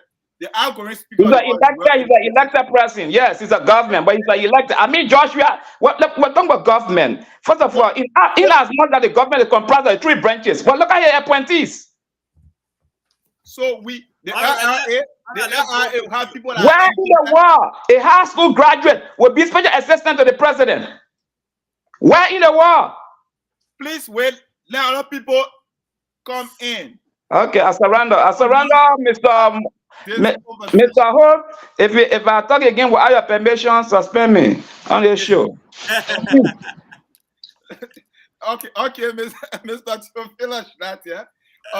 Samuel Joseph Murray is over here preaching the UP gospel. Matter of fact, he's very compassionate. He's trying to hide something, and I already know. I knew where he was leaning. Then he's talking about I should go look at arrest. He's talking about UP. I should go and look at arrest. I know Honorable Samuel Joseph Morris. No way he was going to go to CDC. Matter of fact, that's his brother or his uncle Joseph Worker. But you can go ahead and give your point, Mr. Theophilus. Yeah, of course. I don't blame the brother. He just came from Liberia to participate in the electoral process, and he lost. So I understand his emotions, but there is, for some of us that are for CDC or for Unity Party, we are here to pronounce or to discuss the numbers and the probability of either of the party winning. I'm looking at, if either of them will win, it will be based on numbers. Okay, so when you analyzing the number from Liberia, first of all, if you go to, I will go to NIBA, but let me go to Lofa first. In Lofa, this going election, if you go to Lofa, Waka won 56.16% of the vote.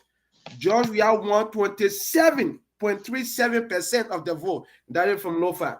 Now let's go to Nimba, where the population is. In Nimba, Joseph Waka, 59.53% of the vote. George Weah won 21.74% of the vote. Okay, let's go to other counties. Might give me the tear. Yeah, let's go to other counties. Monserrado, where the population is. George Weah 46. Yeah, CDC. No, Joseph Boakai. Joseph Boakai 46.49%. George Weah 46.08%. But if you look at other countries, and I think that is the reason why the UP party lost this going election, is because they are preaching the politics of numbers in the weird way. Number one, they say if you combine all the counties in Southeast, Niba County alone cancel everything. So don't worry about vote, don't worry about campaigning there, don't worry about sending people there, don't worry about sending resources and other things there to the Southeast. Here is the thing though, in Southeast, this is what happened inside East. If you look at Maryland, for example, or let's look at Maryland. John Weah won 73.01% of the vote from Maryland. Boakai won 11.23%.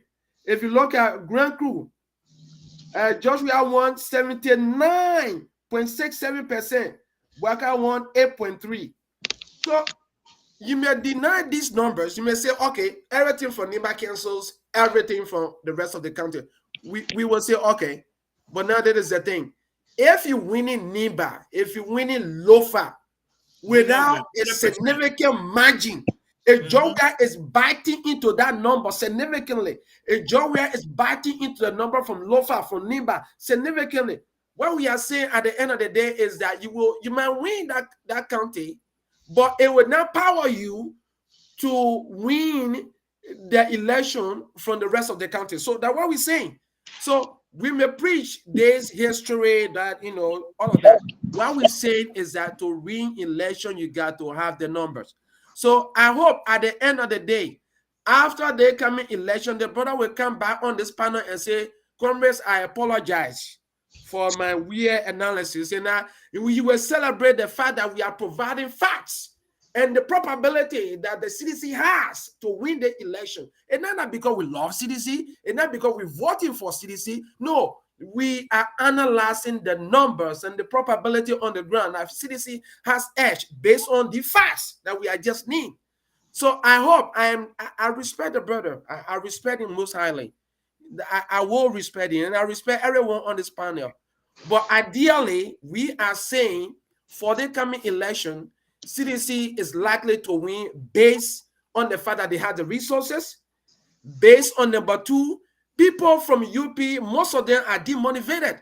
If you talk to somebody from Liberia now, you say you're voting for UP, they say, George, we have people, you're finished seeing the election. Me and I get time, and I'm voting again.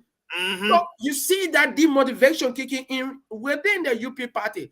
So you will see that even people that voted, they're going election, the vast majority of them are not going to vote again, because of the fact that they have the thing that this going election was rigged. So demotivation sets in and kicks in, and as a result of that, most of them are not going to go to the polls and vote for their party. So there you will see the CDC coming up and emerging to be the winner. So I hope to be, I could be wrong, but I want to come back here after the coming election and say, gentlemen, let's analyze what happened. Thank you. Okay, I'm coming in. Let me come in because Mr. Johnson will not get away with this. Or Joe Boakai signed two companies to Southeast, blah blah blah. You're not getting away with that. No, you're not getting away with that. According to Joe Boakai himself, he said the 12 years of his vice presidency, he did nothing. Eddie did not allow him to do anything. He was a racing park car. He had the power to push things, so he didn't have the power. So Eddie parked him on the side. And you're talking about agriculture on the arrest. You're talking about agriculture on the arrest. Joseph Boakai, as vice president, he had oversight. He had oversight over the agriculture ministry, the youth ministry, the disabled or sectors of Liberia, and the library sectors of Liberia. The agriculture ministry, Mr. Jackson, the late Mohammed Gaddafi of Libya gave $30 million to Liberia under Joseph Boakai or leadership as a vice president who have oversight over the agriculture ministry. What Joseph Boakai can come out and tell about the $30 million that were given to that sector? A man who you're bragging off as a man who has agricultural knowledge. You are giving $30 million to revamp the agricultural sectors of our country. You have oversight. What did you do with your knowledge? What can we point out today that Joseph Boakai did when he had oversight over the agricultural ministry for 12 good years? What did you do? Nothing. So you cannot come here and say Joseph Boakai is better than Josh Weah. Josh Weah is better than Joseph Boakai. Joseph Boakai, for 40 some more years, he been in public sector. We cannot turn around and point out one thing that even Joseph Boakai have advocated for that benefiting Liberians today, that we can stand up and say, yes, Joseph Boakai advocated for this. I'm not saying dead though. You say advocated for this. I can stand up here today. I'm not a supporter of Josh Weah, but I can stand up here today and tell you that Josh Weah was out there in the international community advocating for peace of Liberia. Josh Weah did that. You can't point at one that Joseph Boakai have done. None that Joseph Boakai have done. But you come here and want to fool our people. Time for fooling is over. Look, we are in the days of this, what we call technology. Our people eyes are open. They are seeing things. So you cannot say Joseph Boakai is the sin or the demon god of our country that can revamp the country. When he had the power, the energy, the effort to do what he's supposed to do, he didn't do it. Down that he don't even know his surrounding. He don't know where he at a particular time. At the time that you will expect him to do and revamp our country. That deception got to be over with. And I will tell you, the 14th of this month, it will determine that Liberian people don't not here for that deception. Can I come in now? No, hold up. Before you come in, we got a caller on the line. We got a caller on the line, Mr. Anthony Gifler. Mr. Anthony Gifler, you go ahead. Can you guys hear him? No. Mr. Anthony Gifler, go ahead. Can you hear me? Yeah, we're hearing you now. For me, I'm hearing you. Listen, I have followed all through the praise, the call, the faith figure, everybody. Firstly, I want to thank Morris Jackson for mustering the courage to go test the water that he knew he could not swim into. He almost got drowned. Thank God for his survival and came back to America. Morris is speaking out of frustration. Like, yeah. First, I'm going to go to Liberia Election. Liberia County have 3 presidential candidates fighting for Liberia. Number 4, you have Kenneth Monda for Liberia. You have the ACO chairman. ACO was founded by Olufred, the president of Halaji GV Kuma, peace be to his ashes. You have Joseph Boakai, and you have the Hubert. That's 4 candidates fighting for in one country. The 3 are sons of Liberia County. How those 3 people are not going in, the other 2 like Perez and ACO chair, all those votes should have been Liberia County vote because we are not for Wheeler. Okay? So if people say, oh, Liberia County not do well, you have 4 persons fighting for a piece of pie. All right? It's very hard for women to dominate. They're not going to get a little bit of it. All right. Coming to here, I'm glad that here is talking, but for the time, it was 7% reduced to 1%. Here was in coma. I said the SOS message out, does anybody know where is here? I never got a response. So, yeah, come back. And to me, look at there's no neutrality in this. You was an opposition and you are still an opposition. So, whatever reason that make you be opposition has not changed. The way you call hypocrite, the way you call corrupt, the way you call sick, the way you call all the kind of demeanings is still around. So you are still in opposition unless you are a wishy-washer. Coming to the second round of vote, United Party is going to win. Okay? And you can now hold Walker responsible for the heavy lead. Today you got the current Vice President, Joel Howard. What has she advocated for? You don't know that Joel advocated for peace. What was he advocating? What did he do? Because he was not getting tried that cosmetic title of peace ambassador. What did he know at the time? So now let's start playing with the kid. If you hear somebody else, you don't get so anything to say be a good or bad, you will stay dictated. So that established a record. Yeah, ANC did not do well. Yeah, how? Okay? Why would coming an opposing candidate whenever for the country what that is done? Nobody was hated here if they are going to CDC. But because he does not know the difference between a left and right, that's why he left. He said he want to be neutral. How will you be a neutral in the king that you get party to rescue? You should have taken a side. So he keep when they come back to the now and say, oh, you know, I wanted the people to decide. We decided he should never come back. I raise my case. Thank you. Okay. All right. Thank you very much. Okay. Well, Samuel Sajossi Morris, that's Anthony Gifler. He was speaking and he said, welcome back. He said, welcome back. Anthony Gifler said,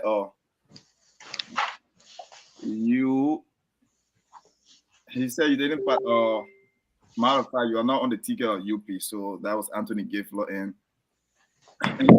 And he said, JMB will win Lofa County overwhelmingly. That is what he said. He might be right, he might not. But we're gonna see. We're gonna see. Comes November 14th. So we allow Mr. Samuel Johnson Morris to touch on the issues that he's supposed to touch on, and we give him the time to speak.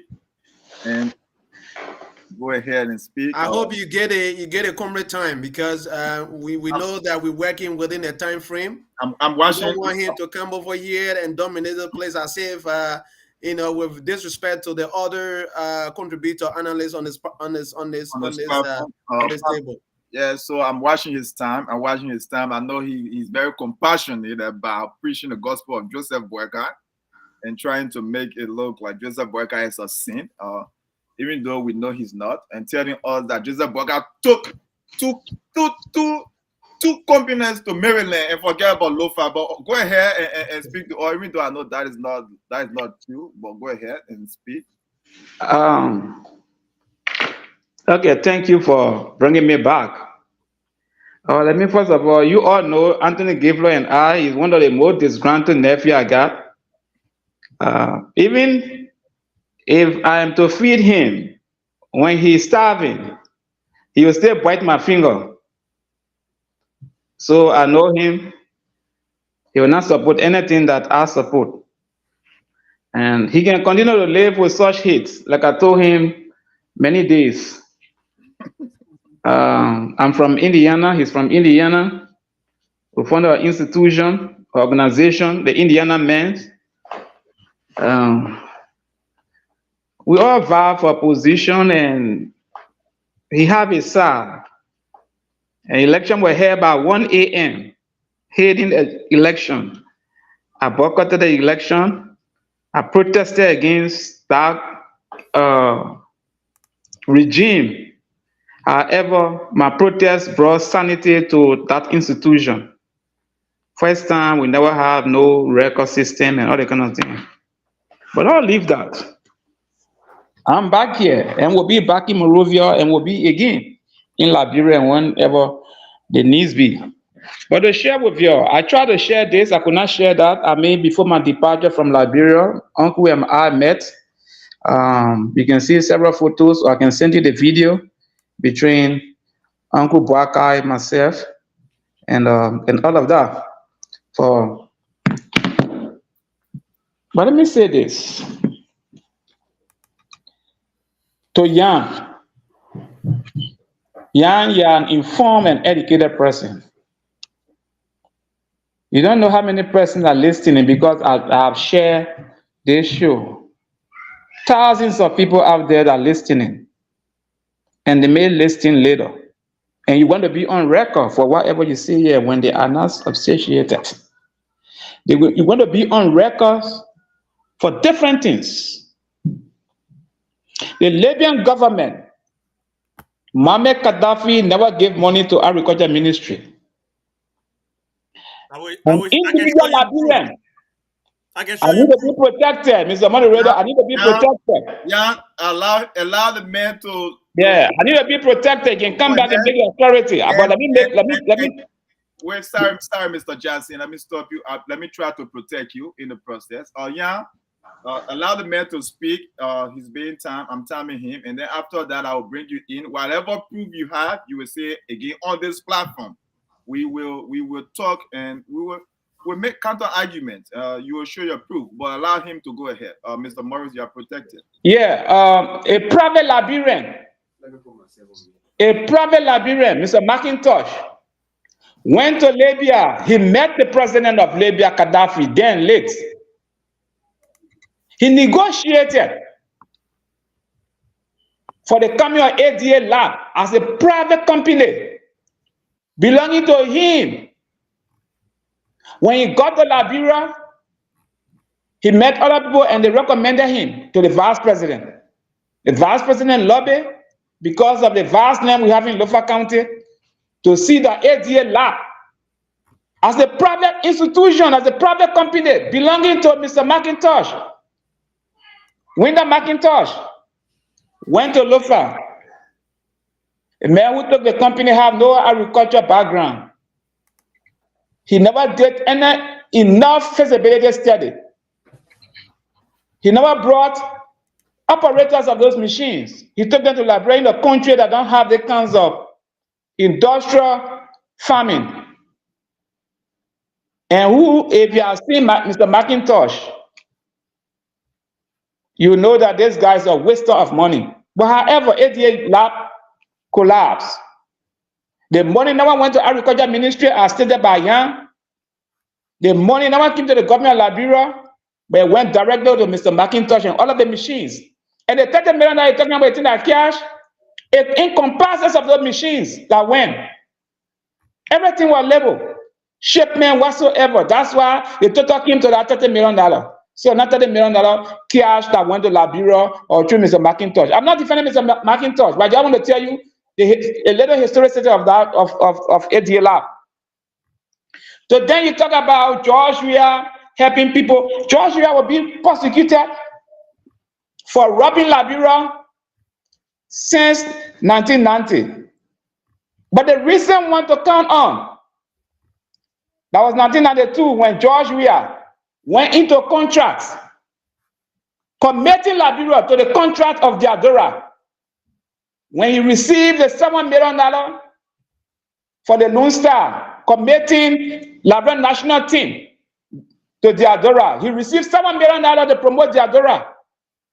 He gave no report, you'll be audited. And to talk about backup, George Weah mother is from River Says. Says Rebecca, may also rest in peace. George Weah, do you know how many people have died in the Sester River until Joseph Barker have to buy a ferry that George Weah quite recently have to use it to cross their own place? It was Ambassador Barker that bought a ferry that have to cross in river, or how they call it, Sester River. Do you know, myself almost died in River Says when I was doing mineral business, crossing the Sester River and the Kilo Capsa in Johnstown. Young, don't be sitting here and be following Facebook posts. The same way they put build no road. They'll take us to the boulevard that stay dust. They take another road from maybe China or India somewhere and post it and say that this road is happening in Liberia. I pray when I was in Liberia, I think I told Madam Monica Doki, the senior daughter of the late Sam Doki, to contact you. Ask the people that are from your own area. George Weah owe in Nimba County $9 million. Through the Social Development Fund by Metal Steel. You should be defending your people for the robbery that George Weah has done to your own people. You said there out of a hate and you defending something against defend. You can't defend the citizen more than that do. I had someone stitching over my eyes. If you look over my eyes, because of the CDC, you were not there. I don't hate George Weah. I know Weah family, they know me. Somebody, family members that the only sister, older sister, husband died in my hand, and they could find me. May so rest in peace. You can hate Weah, but we don't have the ability. And then George, or how they call George talking about educated people. What's the education? Jefferson Koji. Some have the smoking out of the University of Liberia. Kalasco attend no good school from the Muslim Congress. He jumped into where in the world you'll find a high school graduate. Show me some of them that ever worked before for even $150. I know half of George Weah government, they haven't worked for $150 on salary before when you appointed them. I got friends and brothers who are maybe for some reason, if somebody compare me, I can call them here. Never in their life they even work for $150 a month. You took people like that and put trusted institution into their hands. The people had no classmates. Somebody never even crossed board water, sir, and you wanted to succeed. Gentlemen, that Liberia we're talking about, it's not our feelings, the way we want to feel. I went there, I've been there several times, back and forth, and I know the pinch our people are going through. Young men and women are dying because there's no road, no hospital. When I mean hospital, I know quickly they're going to come and say they build the 14 military hospital. When I say hospital, it's in that mortar and bricks. We're talking about the equipment. You can put a tarpaulin here, you call it a hospital. If you have the equipment, the doctors, it can be a hospital. It's not mortar and bricks. You build 14 buildings with nothing in it. You build Emery Hospital. Gentlemen, let's be serious here. I'm not asking you to vote for Joseph Boakai because he's from Nimba and what, but I think Nimba people no good. The people they received 2 vice presidents, and the president has spent 3 months, and they saw the changes. Today, even Joshua want to be in Nimba every day. Anyone who knows what power means, you defend it. Because light comes to people who owns power and knowledge. I want to stop right here, not to take your time, so that you guys can go on. But we will speak when we see it fit. When somebody trying to provide any force, like my big brother John tried to do with that of Joseph Boakai. I want to share this video. There is no video out there for Joseph Boakai that we can share, like that we can share Josh Weah or video. I'm not in no way defending Josh Weah. I can send you hundreds of them. Hundreds of them. I'm not in no way. This is Josh Weah right there when Joseph Boakai was collecting money from the poor Liberian people, eating it, sitting down there, and Josh Weah was out there defending, advocating, appealing to the people across the globe to bring peace to Liberia, to liberate the Joe Boakai man himself. Today, we cannot sit here and point out one thing that Joseph Boakai have done, that a young man like me who was born during the war, who my childhood was taken, nothing that I can stand on today and say this is the doing of Joseph Boakai. That means you have not been listening though. Nothing. That means you haven't been listening. Nothing. But all we can hear from Joseph Boakai is just shifting blame. A leader that can shift blame. Anybody who shift blame and not take responsibility, that person lack leadership and don't deserve even a community chairmanship. Let's talk about a little bit. Speaking with the former vice president, I'm here to become a community chairman. Yes. Can you imagine that? Let's talk about a few things here. Let's be real. Let's talk about a few things as well. It's true that some things are very questionable about the former vice president. The former vice president was in office not long ago, almost 6 years ago, and some news on the internet is very disturbing. That indicted criminal, a known criminal, Stanton Waterspoon, has been supporting Joseph Boakai. Through Henry Costa. Now, I don't like the Costa guy. Matter of fact, he said he was giving Costa money as well. But I want to speak on something that is very concerning. For more than 6 years, Joseph Boakai took 2.5 million in his office. 2.5 million in that office as a vice president.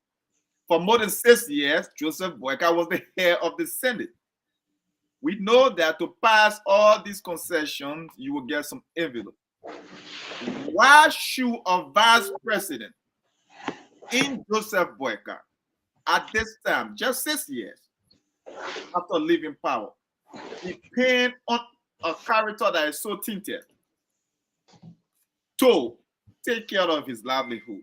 Is it because Joseph Boyka is very poor at managing finances and doing things, especially, or is it because the people around him are exploiting him?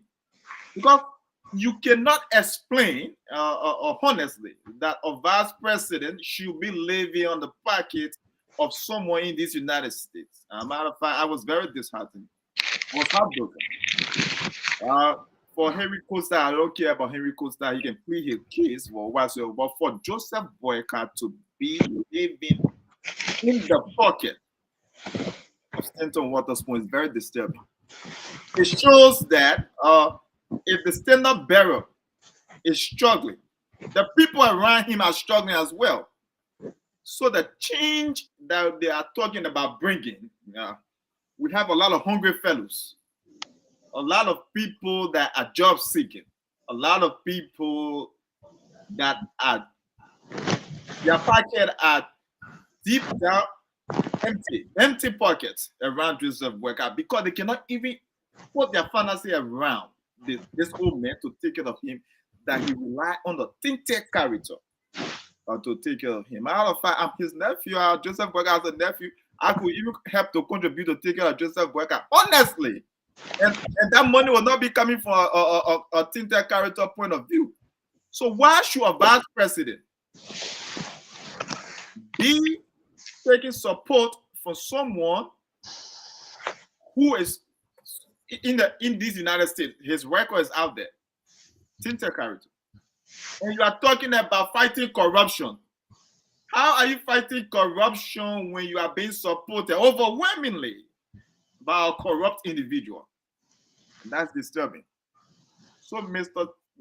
Jackson Morris, when you guys try to persecute then you guys should absolutely look in the mirror and look at the people that you got benefited from. And let me tell you, Stanton was not giving Joseph Boyka that money because he loved Joseph Boyka. He's not the nephew of Joseph Boyka. It's not because of love. He was giving Boyka that money because he knew he was getting something in return. Wologisi Martin is on the list. And Boyka should tell us why a man in this United States will take his hard-earned money and give to him when the person is not even connected to his family, not even from Lofa County. It's not because of generosity. We know Stanton is not a clean man. So it's about time that you guys talk and sense into this old man that if you are struggling, and you should struggle with integrity, but it looks like there's no integrity there, and the people around him they are struggling as well for integrity. Mr. Yan, do you want to go and speak, or Mr. Yeah, I want to speak. When this boy here for Joseph Boyka, he can be so passionate. I want to speak. I want to speak. You say George Weah built hospital. What Joseph Boyka have built? But is he a president? No, but he was taking money. He was taking money from the Liberian people, like Mr. Sede just listed. His office. He took more than $20 million as vice president for 12 years. 12 years. For 12 years. Not one thing that Liberians have benefited from Joseph Boyka.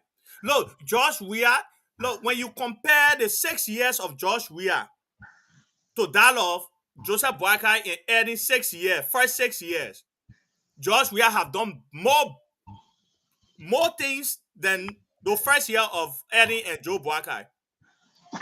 George Weah don't have oil mill in the country. That money is floating and circulating everywhere. That people are employed, oil mills are employed and taking pay and using it in the country, and the money are circulating in the country that like honor Eddie and George and Joe Boyka. But just George Weah came in And look at our military. He said, look, our military need a hospital. He built a hospital. Yes, Josh might not be in a hospital at this particular time. That's why he appealed it to the Liberian people. I did this for the first year. And there is no enough resources to equip the building. That's why I'm appealing to you to come back so I can equip the building with the necessary mechanism for the Liberian people. But nothing. We can point at Joe Barker. Joe Barker had Baker. He had been a leech on the Liberian people. He is a parasite that just around to suck the blood of the Liberian people. Joe Barker will come out and tell us that he loves Liberia. Look, Mr. Morris, if I'm your child, you say you love me. Anything that coming towards me that will hurt me, you will make it. It is your responsibility to stand against that thing that coming to hurt me, to stop it.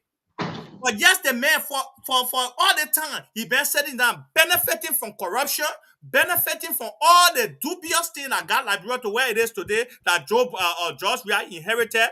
Joe Barker should even be ashamed of himself to say George Weah is corrupt. Because why? He the one. Look, we in this country, someone who steal and someone who aided that person to steal, who is more criminal here is the person that aided. So if Joe Barker is sitting there and aiding corruption in the country, Joe Barker is more dangerous corrupt man in the country than the people that are corrupting the money themselves. So Joe Barker should be ashamed of himself. He's not worthy of our presidency. He don't have that leadership charisma. He don't have no space of leaders in him. Nothing of leadership in him to contest for the leadership. I hope Liberia seeing the light and Liberia will deliver. I believe in my people. Our people will deliver in my generation, the 21st generation that Joseph Boakai had helped to marginalize in the country. They will show up on the 14th and they will show Joseph Boakai what they stand for, and that time have changed. They are light. There is no time for politicians to come and fool them no more. They will show it, and I can believe that. Okay, thank you, Mr. Yan and Devola. Before I go to Mr. Theophilus, let's talk about, like, in all honesty, before Mr. Theophilus comment, in all honesty, if Josh Weah was absolutely performing and doing well for Liberian people, there will be a walk in the park. Let's be honest, yeah. But we can count on some of the flaws of this government, and the flaws we are talking about is capable or is enough to drag this government down, and that is why Joseph Boakai is performing the way he's performing. Because if we go back to the beginning of this government, we look at Samuel Tour taking 25 million to the street and say he was changing money in Waterside and Looking Time and Green Nuclear Time and Looking Time, 25 million. You do not have to study accounting or economy or finance to know that that's not how you're going to change a huge sum of money. Yet, we can find on some of his stuff because we are yet to see George Weah firing anybody in his inner circle. Like Samuel Tuah needed to be out. Honestly, that's one person that needed to be out. Mangale and others, the international community pushed his in. So if you look at all the flaws around him and the way he performed overwhelmingly poor. In my opinion, I'm not here to be soft or take it easy with him, because the fact of the matter is Liberians are suffering. And what is his message going forward? I don't know. So if we look at things the way UP is actually performing, it's because of the poor performance of Weah. However, I still do not believe that UP is the better alternative. I always tell people that Liberians will be taking a better pill regardless. It's either in a liquid form or a solid form. You got to choose how you want to take this pill. It's better anyway. So, Mr. Theophilus, why you make of this run and looking at the numbers? You already talked about the numbers and looking at the climate in general. I would like to still think that Joshua is still popular, and that's a fact. One is one on a popularity that you cannot question, and the other is one on the sympathy. I think Joseph Boyka is benefiting from the sympathy of the Liberian people. That the people are resolved to give Joseph Boyka this thing. They are trying to give it to him and tell him, say, Mr. Boyka, for so long you have been here, let's give this to you. But we should be very careful, though. We should be very careful. You are not just voting a president. You are voting the vice president. Because if Joseph Boyka cannot perform his duty, online. If Joseph Boyka cannot perform his duty, you're asking Jeremiah Kuhn to perform that duty. So are Liberians aware of the leadership style of Jeremiah Kuhn? Is Jeremiah Kuhn a capable leader to be next in line? That are some of the questions we need answer for. About Mr. Theophilus, you can go ahead and tell us about your take on this one next Tuesday or the following Tuesday. Let me answer that question. All right, Mr. Theophilus, you can go ahead and. I beg you, I will call you back. I'm on the line. I'll call you back. We're not hearing him. Theophilus, like you muted. Yeah, Mahoney, I'll call you back. I'm on it. I'm on the show. I want to say thank you very much, Mr. Saleh, for that view that you just gave. So first of all, I should let you know, and then I should raise a point that the CDC-led government had lost the election. They're going election now by the numbers, though, but morally, right? Because an incumbent president usually don't have the numbers that they had the first time. That's politics. Usually they struggle, except they have done something phenomenal in the way that the Marxists will overwhelmingly or without struggle they will win any other election. But the Liberian people have spoken that look, you can't have people that practicing kleptocracy to be part of your government and you nurturing them. That is not a way a government should function. A government that is more and very careful of the way they govern should pay attention to a corrupt individual within that government. If you have people that have been indicted by the United States and other places for their corrupt practices, there's no way that these guys should maintain their position in national government, but they are, right? They are. So the Liberian people have spoken by telling Joe, said, we are not happy with this government. And if you look at the numbers speak for themselves. That's what we're saying. The Liberian people, Joria slip. This a disgraceful defeat. But it's because of the vote from the Southeast. Joria was drowning already, right? But by the fact that the UP did not campaign, notoriously in the Southeast, it speaks for themselves in the way that they lost. So going forward, I do believe that the Liberian people will re-elect Josh Weah for several reasons, but let me be very careful here. Let me be very brief. I don't want to take your time, respectfully. It is that, one, they have the resources, right? Josh Weah is using that resource. So you may say that resource is a government resource, but he's using it. He's using it in the way that is tactically important, politically significant enough to break into parties, to get some of these endorsements that he's getting. Koska, for example, everybody will say, I believe in Koska. I believe in Koska. I believe in Koska. But when Koska endorsed Josh Weah, they say Koska is stupid man. So you will say that Koska is stupid man, but endorsement meant something to CDC. And there are other critical voices that come in to endorse Josh Weah. So I would say, to end my point here, is that look, we can have all the healthy disagreements, right? We can say Josh Weah didn't do the Boyka had done this. My opinion here is that, and you may disagree with that, is that Josh Weah is going to win simply because he had the resources. Number two, and you may agree with this, Joe Weah have impacted the lives of the youth or the common people more than any other, the past three governments.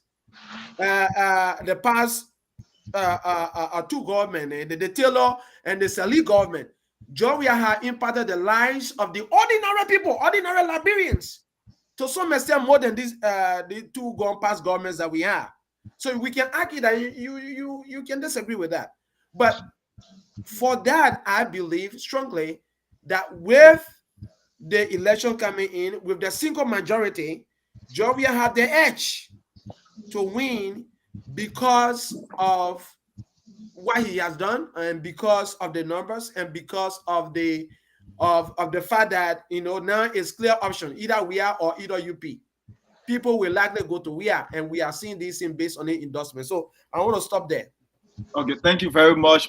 You make a clear point, and it's okay. That's your opinion to say. Like you make a point as to why you think George Weah is going to win. And let's be honest. We cannot preach the politics or the democracy of like trying to politics and say they should cheat or whatsoever and this that. But in Africa, it's very common. Cheating is very common, and UP benefited from exactly what they are screaming about today. 2011, UP cheated CDC or other time when we was with Winston Johnson. UP benefited from state elections. It's not new. However, I do believe UP will have to work exceedingly hard to protect the votes. That's where money come into play. Because you'll be sending pool washer to every corners of Liberia. You'll not be relying on representative candidates to share their tally sheet with you, because there's no representative or race or senator race anymore, and you got to just pay people to go to every corner of Liberia to protect the votes. And George Weah is running on a high level of resources. Because he is a sitting president. And we all know that sitting presidents will always have people that believe in them. Not too long ago this morning or whatsoever, early this morning, news broke in Guinea that the former leader escaped prison, even though they recaptured him not too long ago, because when he escaped prison, they closed all the borders because they knew that if he leave, he was going to come back. And power is not easily or given back. Because when the former or the current guy, he took power, he said we give it back, right? But he's enjoying power. So I do believe that we are and the people around him, they are enjoying power as well. For them to really give power easily, it would take a miracle. And I believe the only way things can go that it's supposed to go if we are is really tired with power. So we gotta be honest. We gotta be honest for democracy to prevail, for it to play out the way we want it to play out. Yeah. He has to be tired with power. It's nothing to be over here. That's not being fair-fetched or whatsoever. That's the truth. And Mr. Samuel Sir Justin Morris, you said you're going to defend the fact that Jeremiah Cohn, who was in bed with CDC for almost 6 years, Jeremiah Cohn. I reiterate, Jeremiah Cohn, the last senator to UP, he was in there with CDC for almost 6 years. So we can tie him to almost all the failures of CDC. For almost 6 years, Jeremiah Cohn was in there with CDC. I do not look at Jeremiah Cohn to be a change candidate. I don't. But tell us why you do believe that in the absence of the old men and Joseph Boyka, that Jeremiah Cohn can really steer the affairs of the country, that Jeremiah Cohn is capable to lead Liberia in the absence of the old men. Because if you are a vice president, you are a president in waiting. So tell us, Mr. Samuel Sir Justin Morris. Okay, thank you very much. As you guys speaking, I'm taking note. That's why you see my head down. I'm saving this note for tomorrow argument. We may come back here, like the fellow said, one day we'll still come back on this platform. I don't know, because of hate, we don't follow people. of their good doing. But where Yan is from, Nimba County, never in the history of Liberia for a private citizen like Jeremiah Kun to build a hospital worth $2 million. I'm talking Good about not money. Zimbabwean dollar, not Canadian dollar, not Zimbabwean dollar. We're talking about US dollar. This guy built a hospital in Nimba County that Yan is aware of. $2 million United States dollar and turned it over to government. Fully equip it. That's the man you're questioning today. Dr. Joseph, the ability, if, in the absence of Joseph Boakai, if Jeremiah Kun can be a good president. Yes, he is. President, we are from the Southeast. Do you know what Kun just did last week, Tuesday? The biggest referral hospital in the entire Southeast is the J.J. Dawson Hospital in Maryland. For over 5 years, that hospital operated with our X-ray machine. No, say for over 24 years, from any time to this time. Don't leave them out because Okay. Eddie did put it there, hey, bro. Okay, whatever, agree. Yeah. But on Tuesday, Wait, please wait for the man to talk because I want for the man to talk, even though he is saying that Jeremiah Kun built a hospital with money. in Nimba, that's in Nimba, $2 million. That is not argument. That's a fact. Ask him. It's a Nimba. That's a fact. The $2 million was for CDC, but go ahead. No, what CDC? Never I did that. Wait. To Jeremiah Kun. Wait. Mr. Sele. Check of $3 million to Jeremiah Kun. Mr. Sele, you don't know Josh. If you know George Weah, you won't be saying this.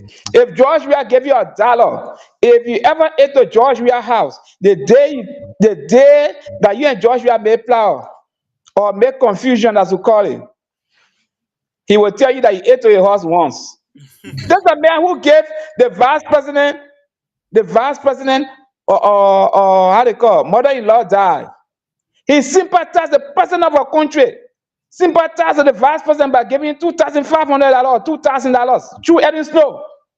The man went on all Facebook and said the man mother-in-law died. I get to contribute with $2,000. To the point that the money have to be raised and sent back. Like George, you have spent $2 million. You're not talking to the poor Nimba. You don't know who George is. The guy believe in gossip. That money came for Jeremiah Kun and Jeremiah Kun alone. To J.J. Dawson last week Tuesday. I'm talking about 25 years ago, that hospital having had an X-ray machine. That man bought an X-ray machine, $1.3 million. He just visited the Southeast. The man saw how people are dying in that place for common curable diseases. He took a $1.3 million and he just sent it there.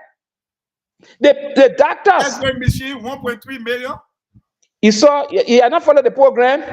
X-ray machine is not $1.3 million. Go ahead. You don't follow the program? Follow the program. It's not $1.3 million. Go ahead. What? Hey, man. You think that X-ray machine, you think that the web X-ray machine? Even though I disagree with the brother, but I want him to finish because I talked to the hospital administrator this morning. So I want to gain the chance to finish. Jeremiah Kun bought that machine. When the doctors got to the border to cross, in fact, they couldn't cross because they have to cross through Ivory Coast. There's no road. It took the intervention of the United Party USA chapter chairman and that of Senator Bani to talk to the Ivorians, to speak to the Ivorians. And they negotiated what they need to do. That which, of course, we can't tell you people on this platform. To allow the machine to pass through Ivory Coast because there's no road. This guy, you're talking about George Weah. You don't know George Weah. The guy had no vision. You're talking about George Weah passing around. It had been 71 years ago when Totman, 1944, became president. He never played football. His wife, Antoinette Totman, played football. But she used to love soccer. She told her husband that it's a need to build a stadium. 71 years ago, Totman built ATS. Samuel Doe came as an amateur footballer. He saw that our population had increased. He built the SKD Sport Complex in the 21st century.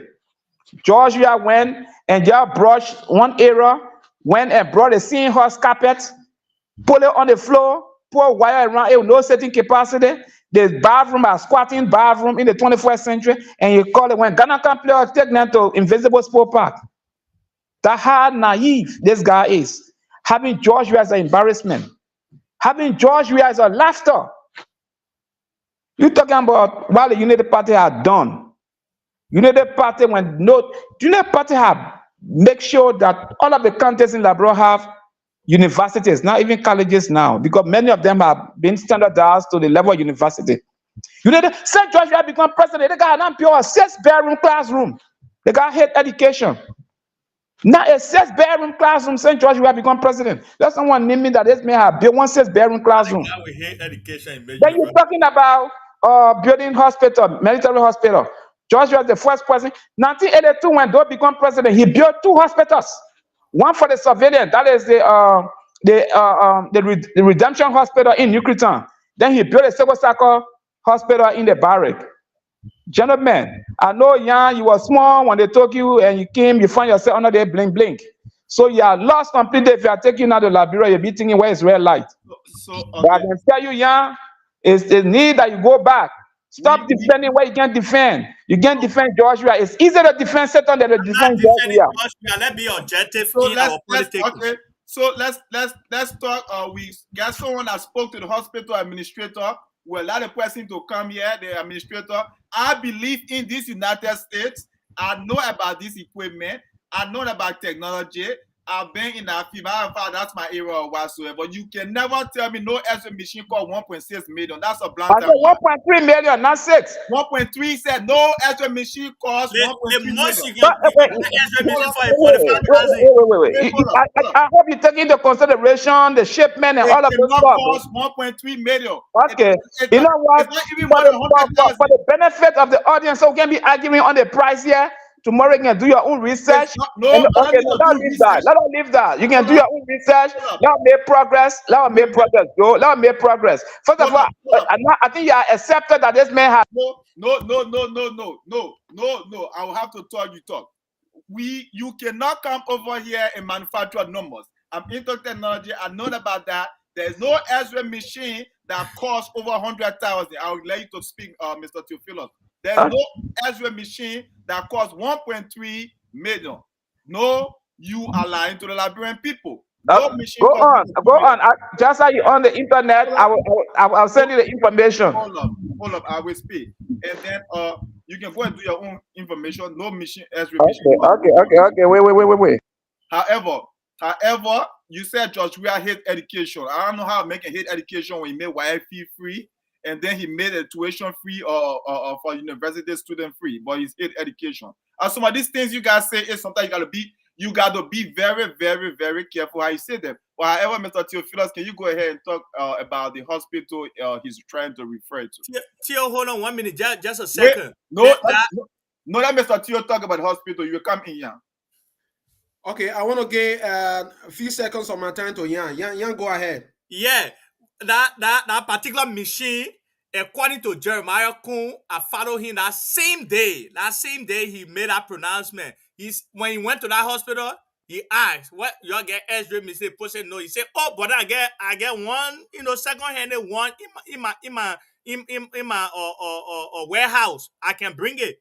He didn't buy it. A second-handed thing. What are you talking about? The man, he said Saturday. He said it in his warehouse. He gets second-handed one in his warehouse. Yeah, the videos are there. You can go and check for it. And that same day, it was live on Spoon FM. So I just want to make it clear. Okay, so let me just come in. The hospital that the brother is talking about is, to be very frank, they say the first casualty that you get in war, the first person to die in war is the truth. The first casualty you have in political debates is the truth, especially so when you have people that providing information in any way that is not, professional. Now, I was in Grand Crew in 2021. I went to that hospital. The guy who is the head of the X-ray department is my nephew. I even talked to the hospital administration this morning, few minutes before I came on air. The hospital had X-ray machine when I went there in 2021. Now, if you can say in 2021 that, okay, they had X-ray machine, but the machine is not working, I may believe that due to poor maintenance and due to other stuff, I may say, okay. But if you say there are not been an X-ray machine in our hospital since, it is not true. And that is where I'm coming from. I am not saying this thing because I'm from CDC or because I against UP. No, I consider myself an analyst based on the information we got. I went to that hospital. I can tell you 100%. 2021, I went there. There was X-ray machine in our hospital. You may say it was not in good condition at the time. Maybe it couldn't produce the other one. I may agree with you, right? But it is not true that the hospital did not have X-ray machine for RAC or ages clear for you and myself. Okay, so that information is not true. Another thing I can say is that when the brother comes on here to make statement like the joy I hate education, man, come on, right? It was under CDC government that now nobody is paying wire fee. There are people that could not take wire because they don't have the money to pay wire fee. Right. They disagree with that. That's fine. University of Liberia is now free. People could not attend that university because they can't afford it. But they can go there, right? But not only that. How they call the other place? The Thomas Institute of Medical Arts. Is there people attending it right now? So when you say the may hate education, there's no way they may hate education and doing all of these things related to education. So I pause right there because I respect you guys' time. I want for us to have healthy disagreement, maybe today or next time. I want to be here maybe after the election. They try to bring me to ask the permission to leave. Yeah, so hold up. You come out. We about to wrap up. It's true that you can talk about that machine Jan was talking about is a used machine. Jeremiah Kun posted it. However, there are MRI machine, not just ordinary X-ray machine. MRI machine. Hold up. You don't have to give me link. Okay. There are MRI machine in this totality. We found MRI machine that can run more than half a million. But Jeremiah Kun X-ray machine he posted, it's not even worth more than 20,000. Don't come over here and say Jeremiah Kun spent 1.3 million for an X-ray machine. Why would you want to come and lie on the platform to people? Jeremiah Kun spent 1.3 million and UP is looking for 200,000 for pool washer, and you will go spend 1.3 million for a hospital when he's not even vice president. Come on, man. We gotta be real. But we about to close the show. It's been good over here talking to you guys and whatsoever. We'll move in circles. We'll give everybody time to close. And Mr. Samuel Sir Justin Murray, I know you get a link. If you want to close, you can add your link to your closer. Yeah. You know, that would be okay. Your link, even if you want to bring Jeremiah Kun with 1.3 million, please bring him here. Because if Jeremiah Kun buy a 1.3 million X-ray machine for I know Grand Crew, the hospital in Grand Crew, I will buy 2.5 million X-ray machine for local county. I challenge Jeremiah Kun if he can bring that receipt right now. you want a receipt? Okay. Yeah. First of all,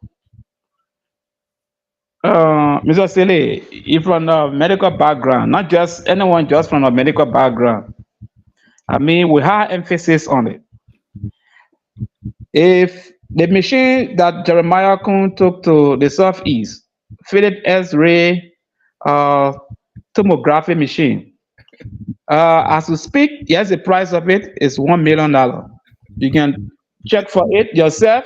It's $1 million. So it's not coming from me. So they include transportation and all of that. I saw the machine, the picture. Sorry, go ahead. No, but that's it. I gave you. And you know, when I speak, like I told all of you, whatever we're saying here today, tomorrow it will come and haunt us. So I let to be careful when I'm putting our voice there. Not because of politics, I become to support anyone blindly. I'm not a blind loyalist. You are, like I told you, people who know it. For the CDC, there was a program, Liberian program, in this very Indiana that we all live in. And I was the only citizen to come and speak out when all these guys today that, in fact, I was told not to speak. It was the audience that stood for me. A Liberian program. I stood on stage. They said they should take the mic away from me. They told Julius Parker and few other persons in that hall to say no, they may have to speak. I defended the CDC here, right in the same Indiana. I don't have a hate, but the quality of leadership, if you compare George Weah to that of Ambassador Bwaka, it's far above and apart. This guy don't have no notebook or leadership notebook. The man operate when he sleep, whatever he dream of. The man woke up, he ran to Grand Cape Mount. He said he want to build from Cape to Cape, from Cape Palmas, from Cape Mount to Cape Palmas, over the ocean. He got no car road to Unhu. He woke up one morning, he got in the kingdom, he crossed where my community wanted to do. Then he said, want to build a new city across the island upon slavery community.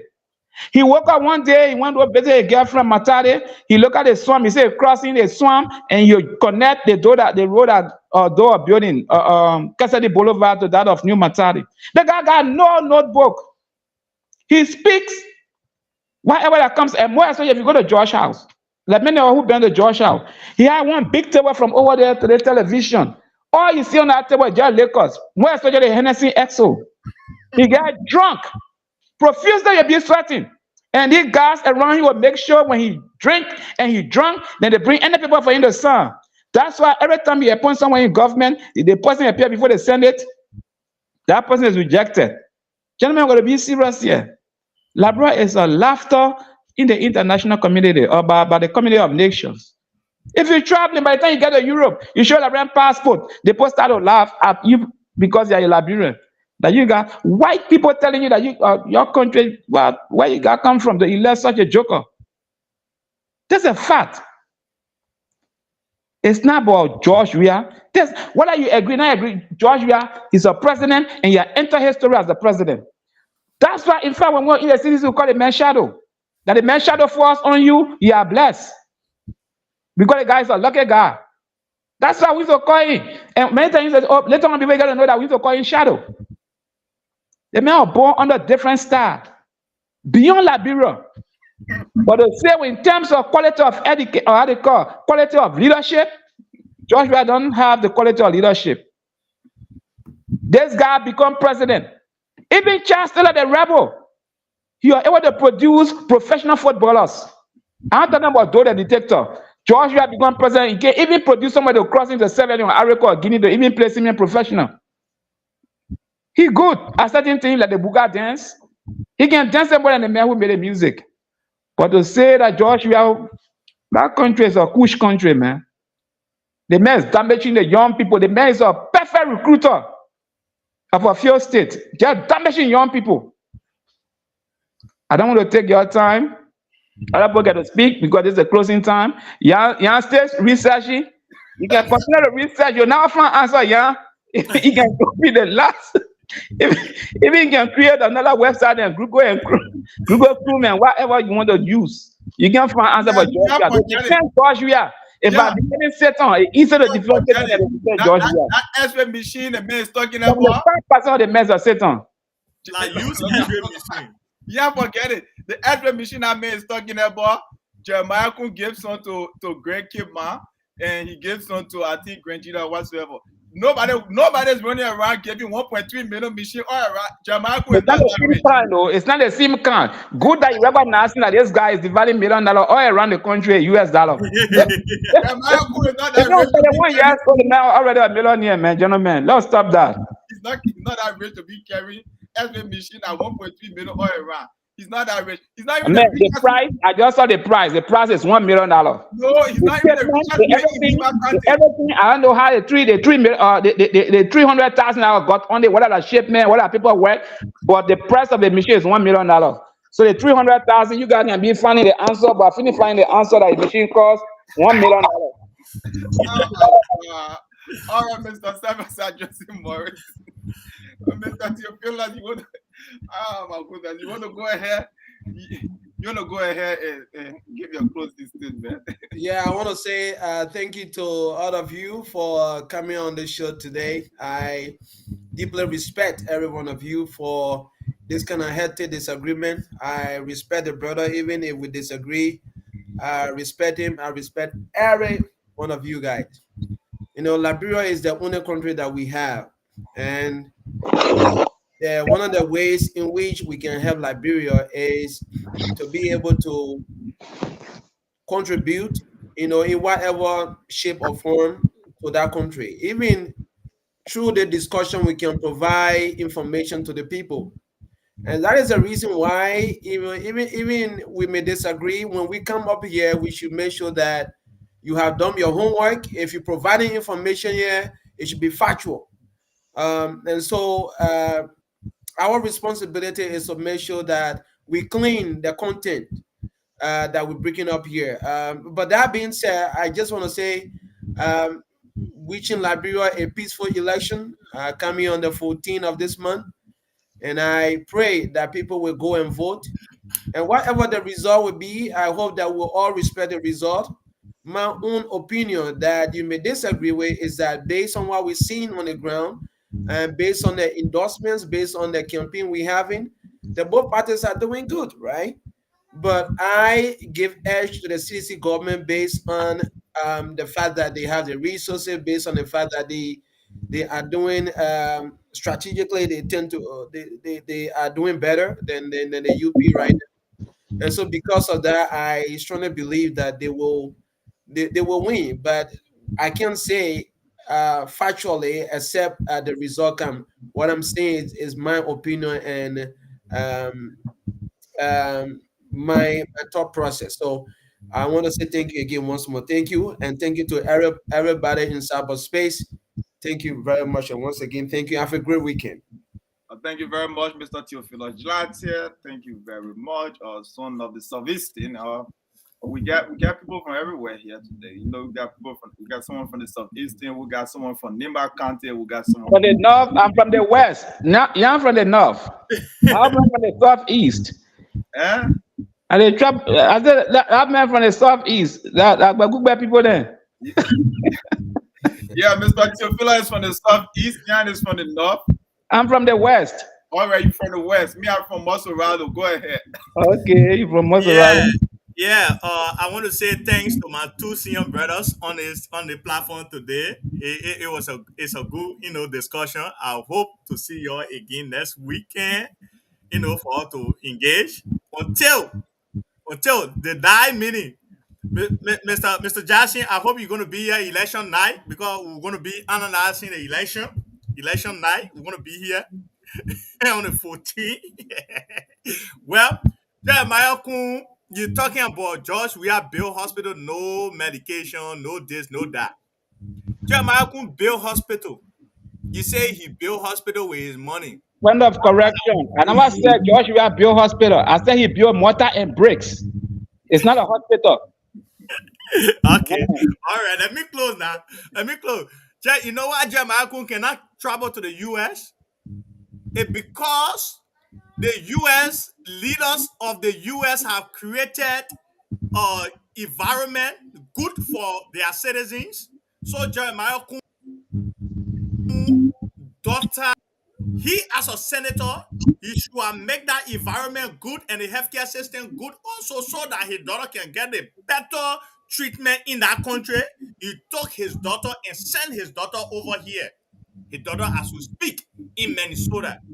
The only way Jeremiah Kun will travel to this country is to ship back his daughter. Jeremiah Kun will not step foot on this soil as long as his daughter here undergoing treatment. That's the kind of leaders we are talking about. And we're talking about leaders So what's over wrong with that? yeah. What's wrong with that? We had a man close. What's wrong with that? Yeah. We gave Jeremiah Kun time. We elected him as representative to create the environment the same way the representative and the senators then here in the US have created the environment for all of us here to get good healthcare system. He had the same power in Liberia to create that same environment for the people that elected him, that put him there.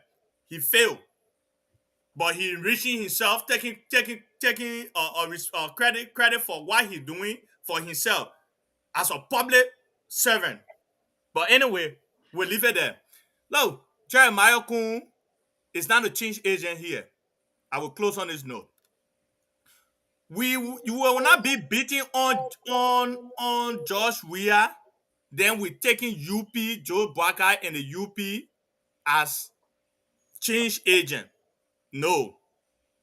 And I want to speak to my Liberian people. The way we sell ourselves, or the way we cook ourselves in the Liberian little parable, the way you cook yourself, if you cook yourself in tomato cup, they will dish you all with broomstick in our little Liberian parable. We have cooked ourselves in tomato cup for so long. The politicians and our leaders will continue to dish us up with the broomstick. We have to stand for what is right, and we have to do the right thing. And the right thing in this election is to elect Josh Weah. That's the right thing.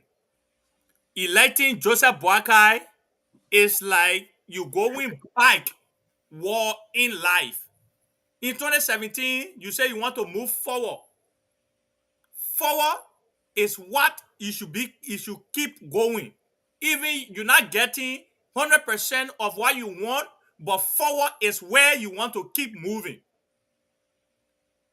If right now there is no forward, keep maintaining what you have right now. Don't go backward. Backward is not the option for us again. Joe Boakai have shown no leadership in his whole life. The time that Joe Boakai should have shown you leadership, you saw it. Your hope was dashed down. Liberian people, you are very enthusiastic about CPP coming together. You brought CPP together as Liberian.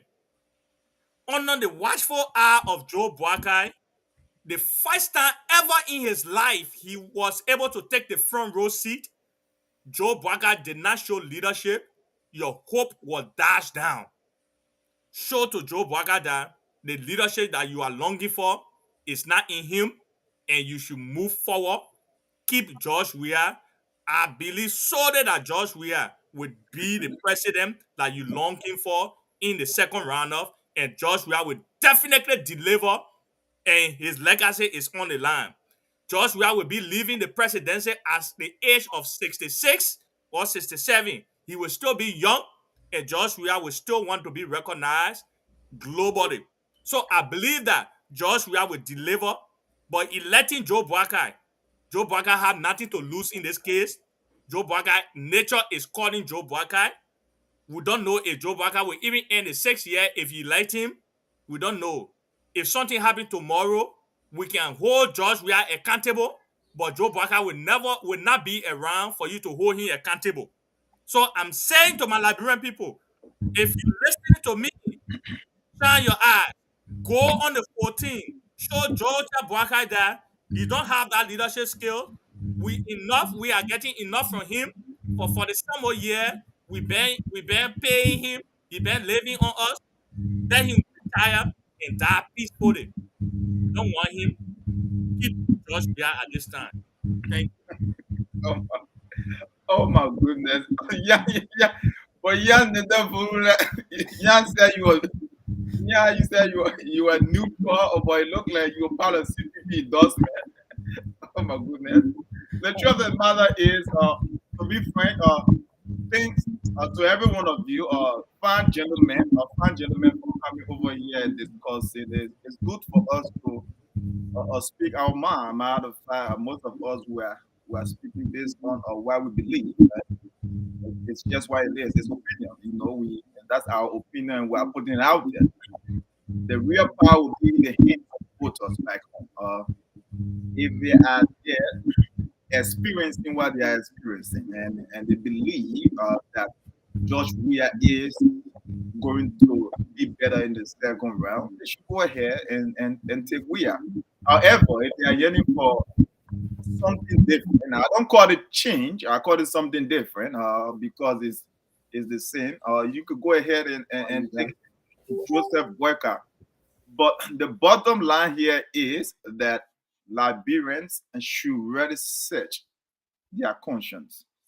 They should go over there to vote what they truly believe in. Because 6 years is a long time.